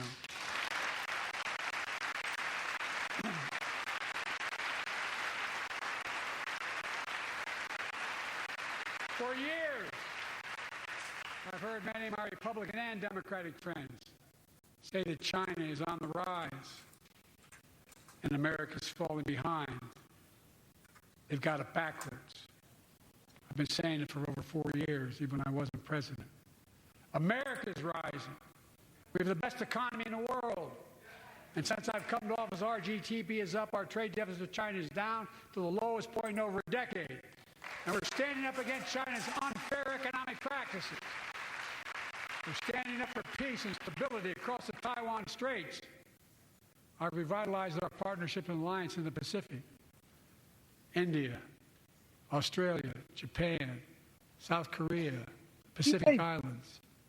I've made sure that the most advanced American technologies can't be used in China, Stuff not straight allowing from the trade. nether regions right now. Frankly, for all this tough talk on China, it never occurred to my predecessor to do any of that. I want competition with China, not conflict. And we're in a stronger position to win the conflict of the 21st century against China than anyone else, for that matter, than any time as well. Here at home, I've signed over 400 bipartisan bills. There's more to pass my unity agenda. Strengthen penalties on fentanyl trafficking. You don't want to do that, huh? Pass bipartisan privacy legislation to protect our children online. Harness the promise of AI to protect us from peril. Ban AI voice impersonations and more. And keep our truly and equip those we send into harm's way and care for them and their families when they come home and when they don't.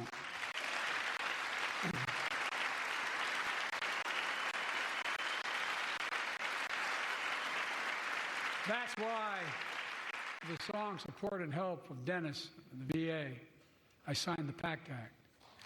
One of the most significant laws ever, helping millions of veterans exposed to toxins who now are battling more than 100 different cancers.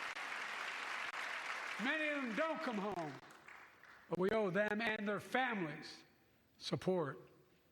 We owe it to ourselves to keep supporting our new health research agency called ARPA-H. And remind us. Wait, we have a new health research agency? I thought we already had one of those. Cancer as we know it. I'm confused.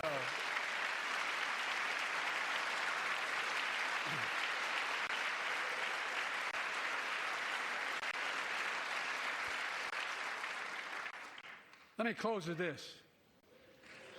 Yay.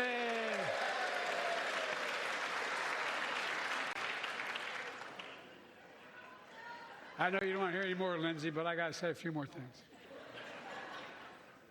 I know it may not look like it, but I've been around a while. It looks like it. Become clearer than ever. I know the American story. Again and again, I've seen the contest between competing forces in the battle for the soul of our nation. Between those who want to pull America back to the past and those who want to move America into the future. My lifetime has taught me to embrace freedom and democracy, a future based on core values that have defined America: honesty, decency, dignity, equality, to respect everyone, to give everyone a fair shot, to give hate no safe harbor. Now, other people my age see it differently. The American story of resentment, revenge, and retribution, that's not me. I was born amid World War II when America stood for the freedom of the world.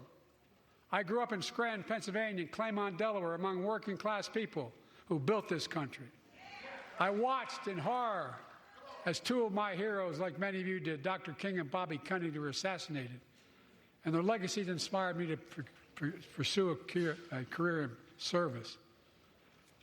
I left the law firm and became a public defender because my city of Wilmington was the only city in America occupied by the National Guard after Dr. King was assassinated because of the riots. And I became a county councilman almost by accident.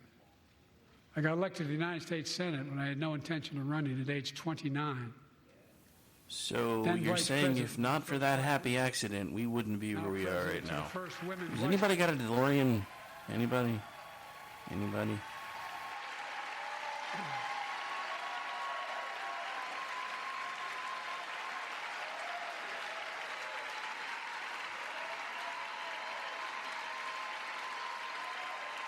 In my career, I've been told I was too young. By the way, they didn't let me on the Senate elevators for votes sometimes. Not a joke. And I've been told I'm too old. Whether young or old, I've always known what endures. I've known our North Star. The very idea of America is that we're all created equal, and deserves to be treated equally throughout our lives. We've never fully lived up to that idea, but we've never walked away from it either. And I won't walk away from it now. I'm optimistic. I really am. I'm optimistic, Nancy.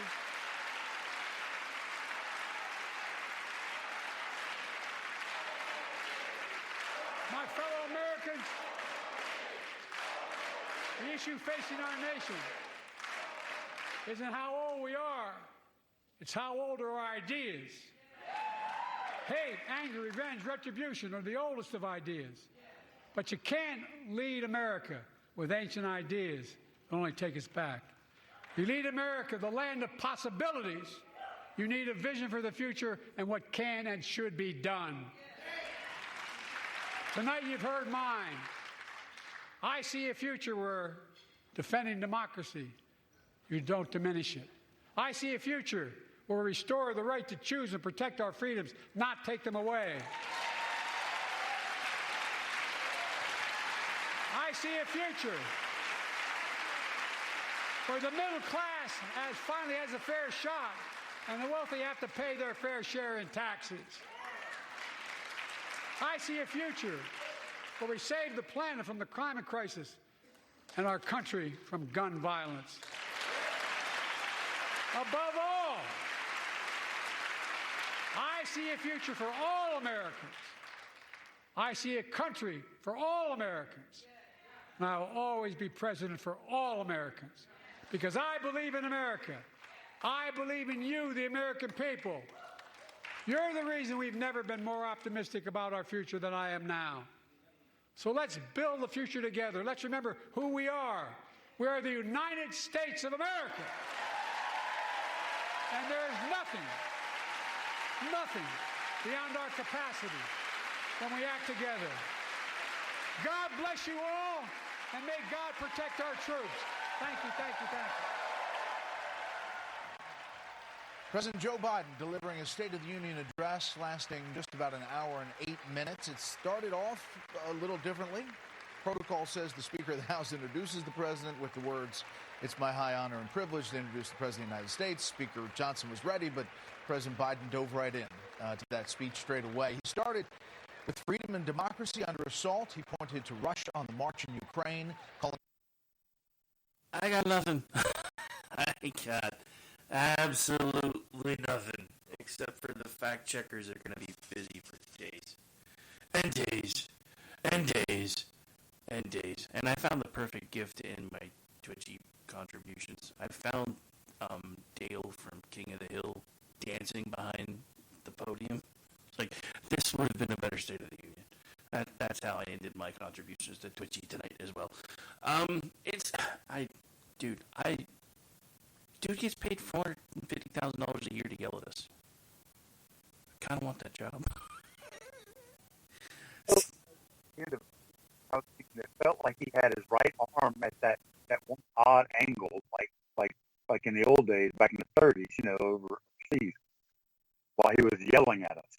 It wasn't red in the background this time, but I distinctly got the impression he was the same guy from that night. Yeah, I kept waiting for the Zeke Heil.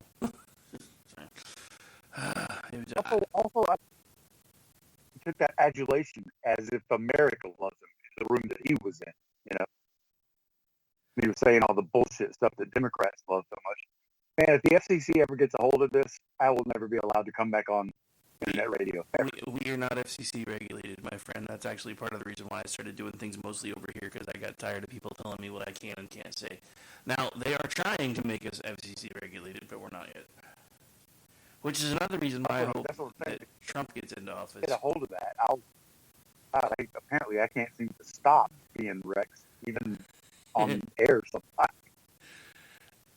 Well, so here's the weird thing, because I have to control myself on Twitchy, so I'm less like that when I write on Twitter and more like that when I'm on the air. So we kind of have the exact opposite thing. Which is why we always play a disclaimer, because then I'm covered anyway. Because then if nobody wants to listen to it, they don't have to. But, yeah, no, it's... Sometimes I write, if I didn't cuss here, fuck it, I'd cuss anyway.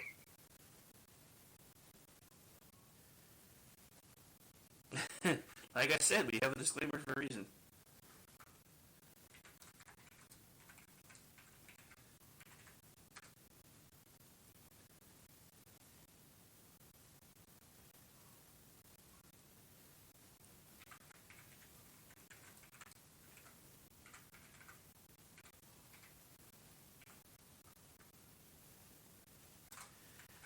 Oh, so any takeaways from your perspective on this mess? I'm still waiting to see if we can figure out when they're going to do the rebuttal.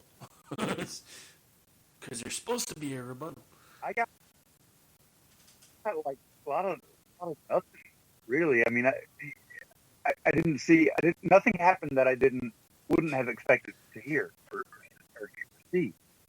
Except I gotta say though, the attempted taunting of when the Republicans were disagreeing with lies he was telling, and the crowd wasn't cheering like a bunch of trained seals. You know, I thought that was kind of interesting. I've not seen that before. Maybe I'm not paying attention enough to him. No, that was new. That was new. He's trying to take a page out of Trump's book at this point because he's already decided that he's going to spend the rest of the time up until November calling Trump a loser every chance he can, all the above. But the other part of it is we are becoming like most other countries because this whole decorum thing for us is actually kind of new. Nobody seems to remember that, like in the 1800s, people almost got caned to death in the well of the Senate. So there's been this decorum thing for a while. Most other countries don't have that. They will just they'll do exactly what you heard tonight: scream and yell back and forth and shout each other down. And that's actually probably one of the only positive things I saw from X tonight was everybody's like, "This is new. I kind of like them giving him shit." It's like, yeah. I made the connection, but it does remind me of. I mean, as you know, I lived in England for a little while, and so I heard some of those things on the TV, and it kind of looking back, I was like, yeah, it is kind of like watching the parliamentary stuff on British television. It's British telenovela, since Aggie's not here to say it. Yes, got it. But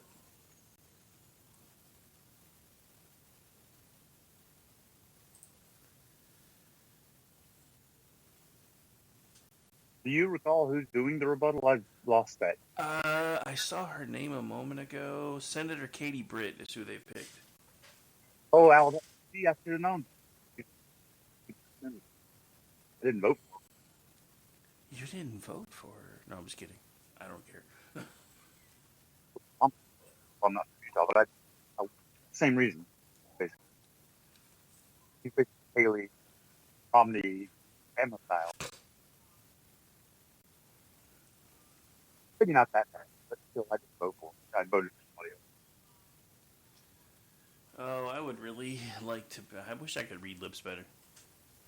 I would like to see what some of these sleazeballs are saying to him, because every once in a while his eyebrows go up really, really high. And I'm like, what are they saying to you right now?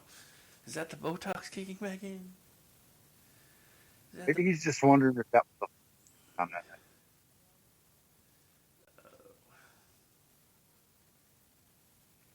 But yeah, so it was almost 30 minutes late. It ran so far for a total of hour and 40 minutes. Almost 20 minutes of that was us waiting. But I still, the irony for me was the people that kept telling us how fractured the Republican Party is, which I'm not going to say we're not fractured, because, we probably will be for a while. But the funny thing is, for everybody talking about the Republican Party being fractured, it was Democratic protesters that stopped a Democratic president from coming to give the only speech that will be anything near like a campaign speech he probably gives for the next 8 months, and made him late to it. That wasn't us. That was them. I'm just saying. And like I think it was Bear said at the beginning, things usually start on time. There's like a pomp and circumstance to it. Well, yeah. I mean, the thing about it is normally all the pomp and circumstance starts at exactly the right time, and then it takes a few minutes for him to work the room. Then he comes to the podium, and then normally the Speaker of the House gives the whole spiel. The biggest thing for me tonight that I didn't catch, because I figured it out later, because I was trying to do 4 things at once. He didn't even let the speaker give the normal, it is my honor to introduce the United States of the President. He just launched straight in from the podium and left Johnson standing there. So again, not really sounding like a guy who's trying to unify the country. I hadn't noticed that, but it definitely it has to be a blow off, because when Biden first came out, he that couldn't have been a brain malfunction. That was intentional. Clearly, he did a lot of that. Well, yeah, I mean, he was intentionally putting Republicans on blast because he thinks he's going to get he thinks he's going to make it look like to his base that he's got his balls back again. Look at how I treated them in the chamber, and look how many times they tried to come at me and I said whatever. And that's going to be something that he's going to use now for probably the next week or so, or whoever runs his social media accounts anyway, because we all know it's not really going to be him. Don't forget, the media is going to be reminding us. Remember when Biden said he was going to take Trump out behind the gym and kick his butt? He did that. Yeah, that'll be. I'm actually kind of looking forward to hearing all the media spin later, because it's going to be crazy.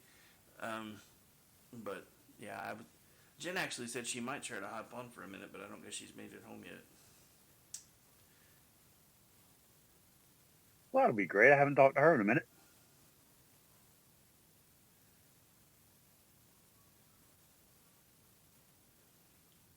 And on the air, I don't know if I've ever talked to her. We've talked with her in Spaces, just not on here. At least I think you've been on Spaces with her before, because I'm pretty sure one of the first ones I was on, you were on with her. Oh, yeah, a bunch of Spaces, but I know that's kind of the same as being on air on KLRN, but not exactly. It will be, because now I figured out how I can launch a space from my tablet and tie it into my board, so we're about to start streaming over there, too.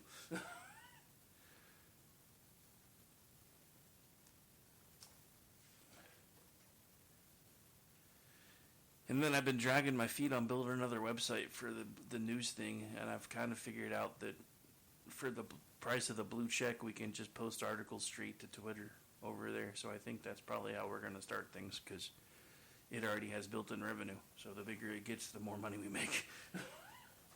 And I don't have to chase as much.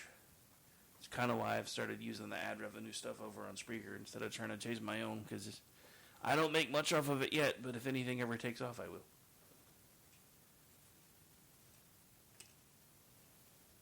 I wasn't really interested too much, and I'm never interested too much. Usually not even in the State of the Union, but sometimes I am. Tonight I was. But because I'm glad I watched. But I've never rebuttal. I do remember Rubio with the water thing, so I think I might have been watching that. Yeah, I think I don't know if you were. I think you were watching it because I think you were in the chat, because I remember that was like the big thing for that night, was everybody was making fun of Rubio for drinking water. It's like, yeah, I do. I know. I thought I remember seeing it happen live, because I watch clips of everything. I thought I remember seeing that happen.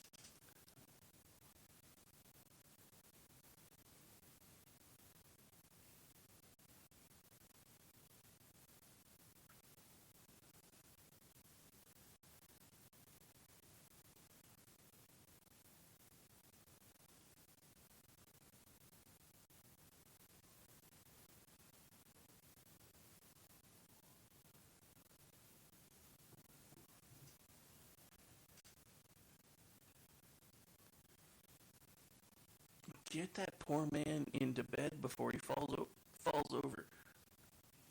At this point, he's already almost 6 hours past his bedtime.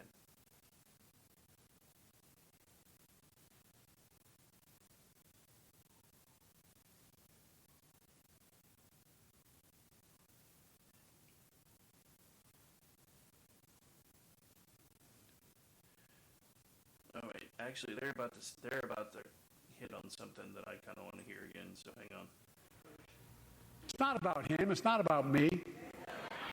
I'd be a winner. Not really.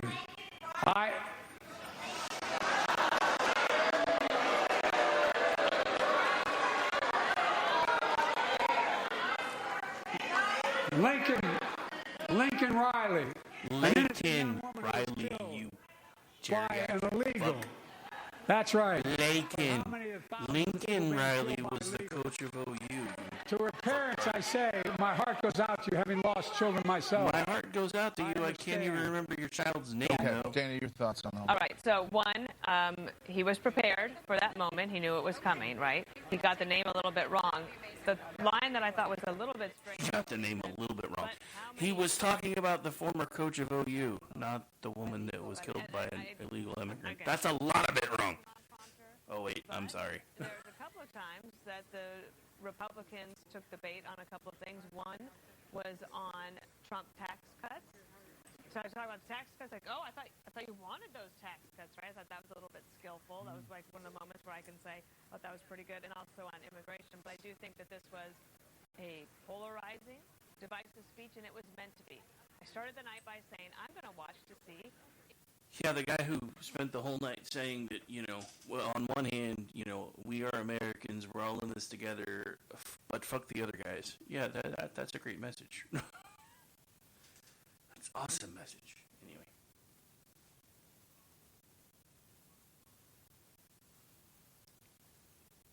I don't know. I guess he pulled off a couple of things skillfully, but the thing is, it was all silly because it was all lies and stupidity.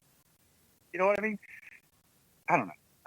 If I knew nothing about anything, some of that stuff would come off as, hey, that was a pretty clever, slick thing for him to say. But I don't know nothing about anything. I do know this guy, and that's what I.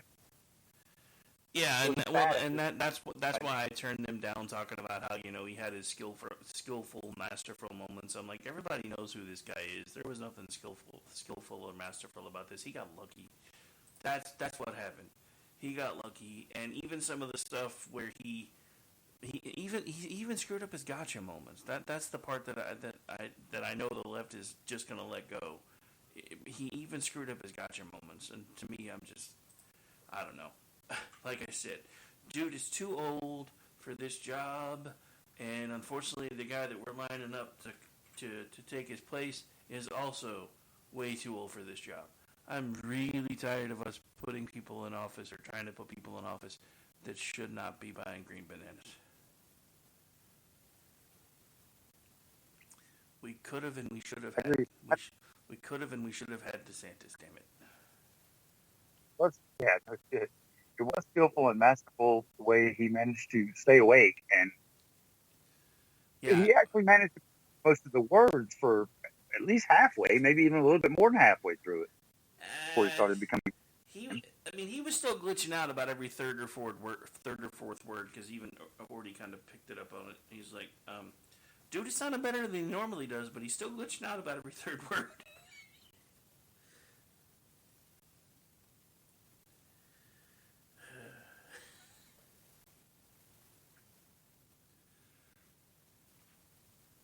Yeah, the sad thing is the whole reason I built the show we're doing this under now was for like debates and stuff, and I guarantee you we ain't getting none of those this cycle. Yeah, Joe Biden. Let me get on this stage with Donald Trump, and maybe I can outsmart ass him. Like, yeah, maybe I'll try that State of the Union thing again with Donald Trump himself.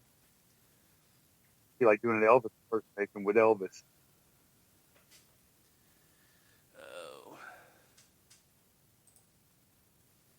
Alright, well, now that I'm not trying to keep everything else running, I actually had to restart my voice meter a couple times tonight because I was overloading my computer. I was going to try to bring my laptop in here and write on Twitchy on the laptop, but it's being super slow, so I wasn't going to try to do that on a live blog. I can use it to write for Twitchy, but trying to do it on a live blog is like, not going to work, but...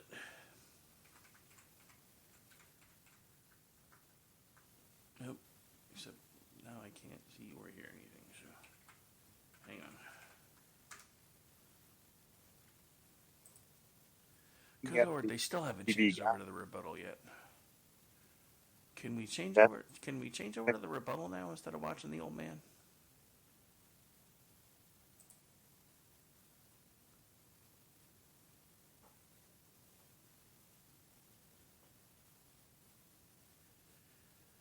Oh, so much fun.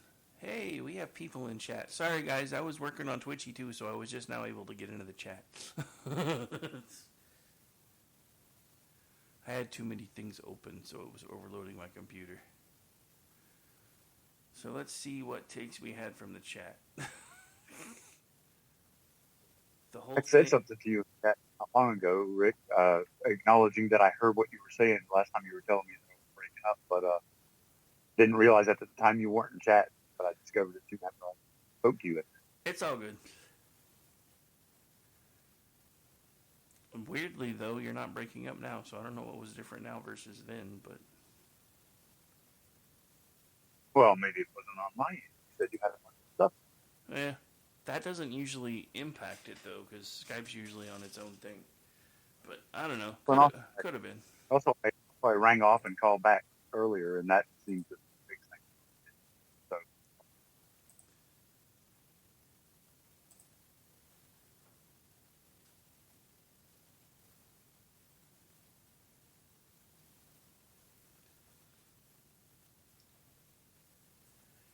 Hey, Katie Britt's on CBS's screen.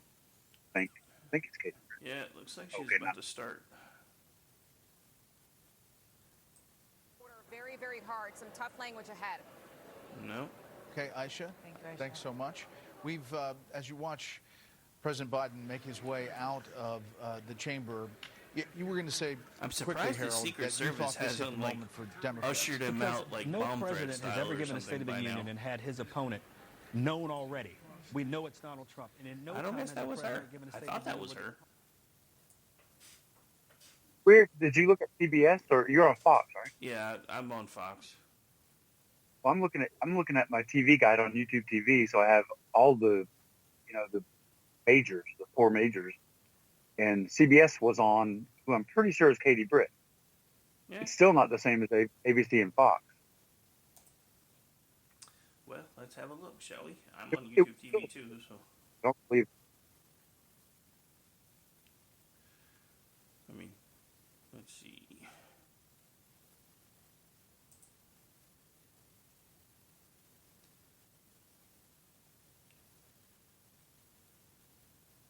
There she is. She's talking. Good evening, America. My name is Katie Britt, and I have the honor of serving the people of the great state of Alabama in the United States Senate. However, that's not the job that matters most. I am a proud wife and mom of two school-aged kids. My daughter Bennett and my son Ridgway are why I ran for the Senate. I'm worried about their future and the future of children in every corner of our nation. And that's why I invited you into our home tonight. Like so many families across America, my husband Wesley and I just watched President Biden's State of the Union address from our living room. And what we saw was the performance of a permanent politician who has actually been in office for longer than I've been alive. One thing was quite clear, though. President Biden just doesn't get it. He's out of touch. Under his administration, families are worse off, our communities are less safe, and our country is less secure. I just wish he understood what real families are facing around kitchen tables just like this one. You know, this is where our family has tough conversations. It's where we make hard decisions. It's where we share the good, the bad, and the ugly of our days.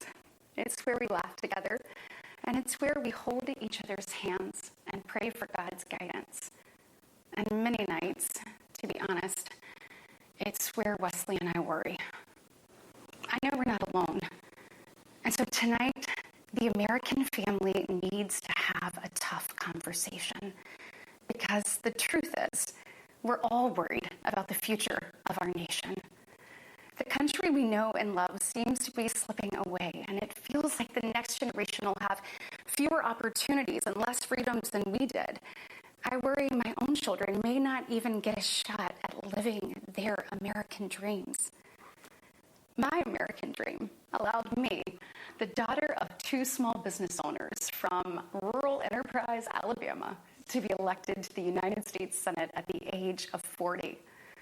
Growing up, sweeping the floor at my dad's hardware store and cleaning the bathroom at my mom's dance studio, I never could have imagined what my story would entail. To think about what the American dream can do across just one generation, in just one lifetime, it's truly breathtaking. But right now, the American dream has turned into a nightmare for so many families. The true, unvarnished state of our union begins and ends with this. Our families are hurting. Our country can do better. And you don't have to look any further than the crisis at our southern border to see it. President Biden inherited the most secure border of all time. But minutes after taking office, he suspended all deportations, he halted construction of the border wall, and he announced a plan to give amnesty to millions. We know that President Biden didn't just create this border crisis. He invited it with 94 executive actions in his first 100 days. When I took office, I took a different approach. I traveled to the Del Rio sector of Texas. That's where I spoke to a woman who shared her story with me. She had been sex trafficked by the cartels starting at the age of 12. She told me not just that she was raped every day, but how many times a day she was raped. The cartels put her on a mattress in a shoebox of a room, and they sent men through that door over and over again for hours and hours on end. We wouldn't be okay with this happening in a third world country. This is the United States of America, and it is past time, in my opinion, that we start acting like it. President Biden's border policies are a disgrace. This crisis is despicable. And the truth is, it is almost entirely preventable. From fentanyl poisonings to horrific murders, there are empty chairs tonight at kitchen tables just like this one because of President Biden's senseless border policies. Just think about Lake and Riley. In my neighboring state of Georgia, this beautiful 22-year-old nursing student went out on a jog one morning, but she never got the opportunity to return home. She was brutally murdered by one of the millions of illegal border crossers President Biden chose to release into our homeland. Y'all, as a mom, I can't quit thinking about this. I mean, this could have been my daughter. This could have been yours. And tonight, President Biden finally said her name. But he refused to take responsibility for his own actions. Mr. President, enough is enough. Innocent Americans are dying, and you only have yourself to blame. Fulfill your oath of office. Reverse your policies. End this crisis and stop the suffering. Sadly, we know that President Biden's failures don't stop there. His reckless spending dug our economy into a hole and sent the cost of living through the roof.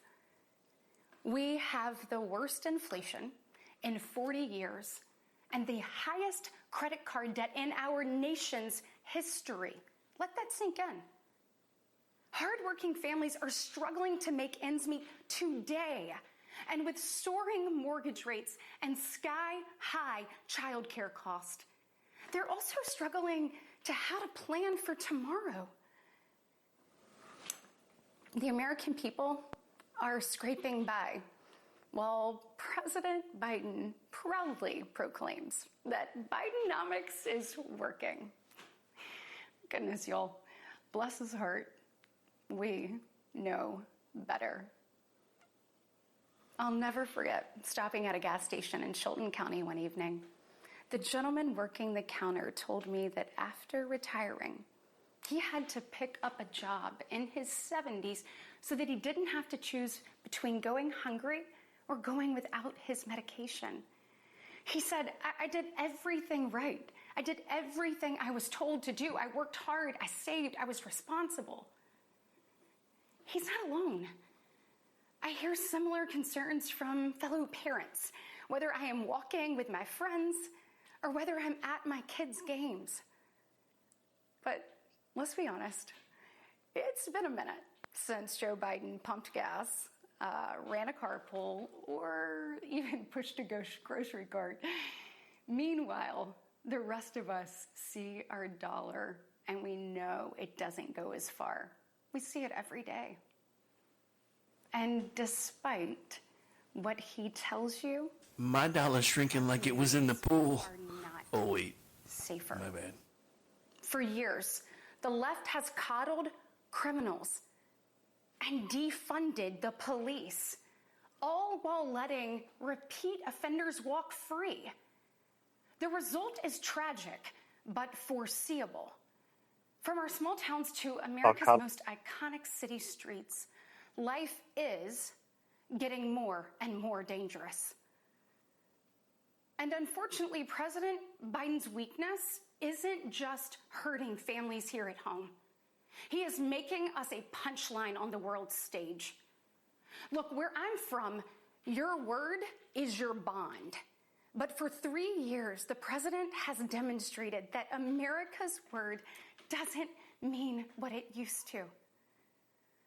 From abandoning our allies in his disastrous withdrawal from Afghanistan to desperately pushing another dangerous deal with Iran, President Biden has failed. We've become a nation in retreat, and the enemies of freedom, they see an opportunity. Putin's brutal aggression in Europe has put our allies on the brink. Iran's terrorist proxies have slaughtered Israeli, Jews, and American citizens. They've targeted commercial shipping, and they've attacked our troops nearly 200 times since October, killing 3 U.S. soldiers and 2 Navy SEALs. Meanwhile, the Chinese Communist Party is undercutting America's workers. China is buying up our farmland, spying on our military installations, and spreading propaganda through the likes of TikTok. You see, the CCP knows that if it conquers the minds of our next generation, it conquers America. And what does President Biden do? Well, he bans TikTok for government employees, but creates an account for his own campaign. Y'all, you can't make this stuff up. Look, we all recall when presidents faced national security threats with strength and resolve. That seems like ancient history. Right now, our commander-in-chief is not in command. The free world deserves better than a dithering and diminished leader. America deserves leaders who recognize that secure borders, stable prices, safe streets, and a strong defense are actually the cornerstones of a great nation. nation. Just ask yourself, are you better off now than you were 3 years ago? There's no doubt we're at a crossroads, and it doesn't have to be this way. We all feel it. But here's the good news. We, the people, are still in the driver's seat. We get to decide whether our future... I know I've already said this in the chat, but the people listening that aren't in chat won't get to hear it. She literally sounds like Peggy Hill when she figures out she's going to have to sub for the sex ed teacher, talking to herself in the mirror, trying to drum up the courage to say the word penis. The Party is fighting for. We are the party of hard-working parents and families.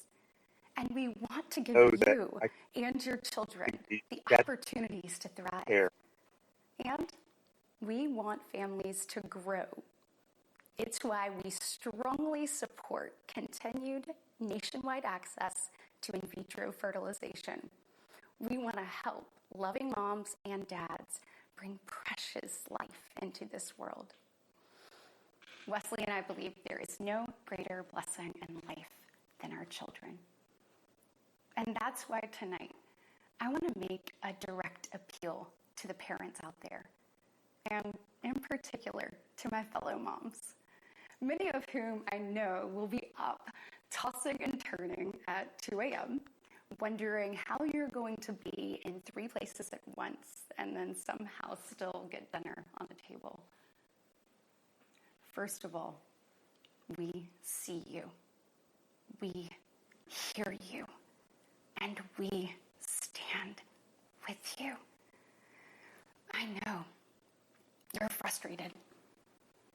I know you're probably disgusted by most of what you see going on in Washington, and I'll be really honest with you, you're not wrong for feeling that way. Look, I get it. The task in front of us isn't an easy one, but I can promise you one thing. It is worth it. So I am asking you, for the sake of your kids and your grandkids, get into the arena. Every generation has been called to do hard things. American greatness rests in the fact that we always answer that call. It's who we are. Never forget, we are steeped in the blood of patriots who overthrew the most powerful empire in the world. We walk in the footsteps of pioneers who tamed the wild. We now carry forward the same flame of freedom as the liberators of an oppressed Europe. We continue to draw courage from those who bent the moral arc of the universe.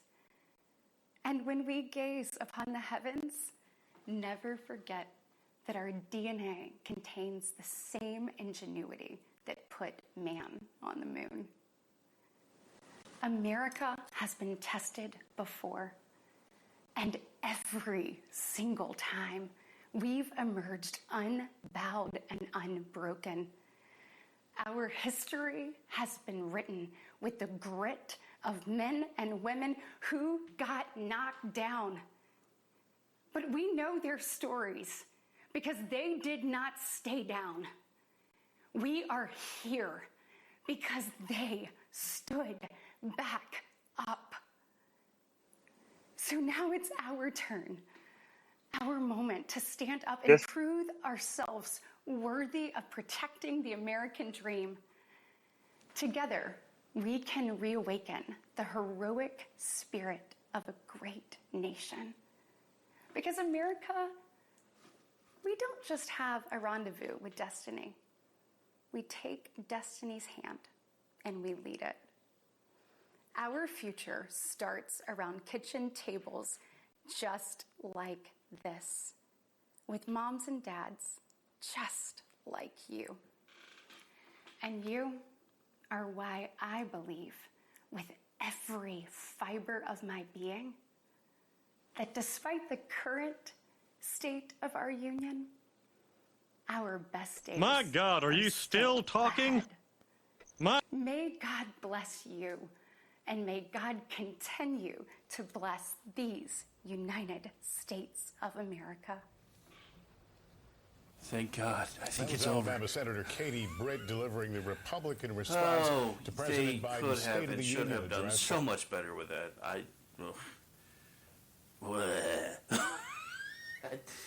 I'm sorry. You need to watch some Margaret Thatcher speeches.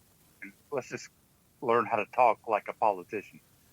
I know. She's like Sally in that movie where about the union thing. I don't know. In the beginning of it, when she was mouthy and that kind of stuff. Norma Ray, that was. Yeah, That's a nickname for her. She's now Norma Ray from Alabama. And the rebuttal this evening will be handled by Norma Ray from Alabama. Oh, they could have and should have done so much better. I think I would have rather heard Rand Paul give the rebuttal. I'm just saying. I mean, I understand why they went with her, because I think they knew that Joe Biden was going to be yelly and cranky. So I think they thought that she would, kind of balance out the night. But, dude, they said it in the chat. It's like she was trying to act out an audiobook. It was just, it didn't work for me. It didn't work for me at all. But the good news is, this means we're pretty much officially over now. So, any final thoughts now that we've put ourselves through this for like 2 hours and 15 minutes? No, I just sorry if I was a little bit slow on the uptake there. I'm having my earbud issues are multiplying right here at the very end of it. No, glad my state could provide a really odd and weird tear-jerker of a rebuttal to a silly State of the Union address. She was the plucky comic relief of the night, dude. No worries. All right, so since this is your first time hanging out with us, why don't you officially hanging out with us. You hang out with us in the chat all the time. But why don't you let folks know where they can find you? If you want to give out your Twitters and stuffs. Oh, yeah. Sorry, man. Again, with the earbud issue. All I do is Twitter. I don't really talk about my other. Most of them don't matter, and the one that does, I don't do politics. Anyway, I am Nur. I am GNURR. That's me on Twitter. I'm not really Nur. There's a whole asshole. All right, folks. Well, that's going to do it for us tonight. I'm Rick Robinson, the last of the OG crew, still hanging out with Rex, who's technically a newbie for us here, even though he's been in the chat for a while. I'll be back tomorrow afternoon, finishing off the week strong with the Rick Robinson Show. Probably have some hot takes from this mess, because it's a mess. And then also back tomorrow night hanging out with Aggie for He Said, She Said, as far as I know. And then we are off Saturday night, so I will be back Sunday night doing America Off the Rails. You guys know the rest of the schedule. I ain't going through all that. You can also find me as a contributor on Twitchy, the LoftusParty.com website, and occasionally on MisfitsPolitics.com, and also the executive producer of the Loftus Party podcast, which usually drops on Tuesdays. We're out of here. It's been a very long day for me, and I have a bunch of writing to catch up on tomorrow. So I'm running away now before something else grabs my attention, because I have ADHD. Did I mention that? Oh, look, squirrel. Bye, everybody.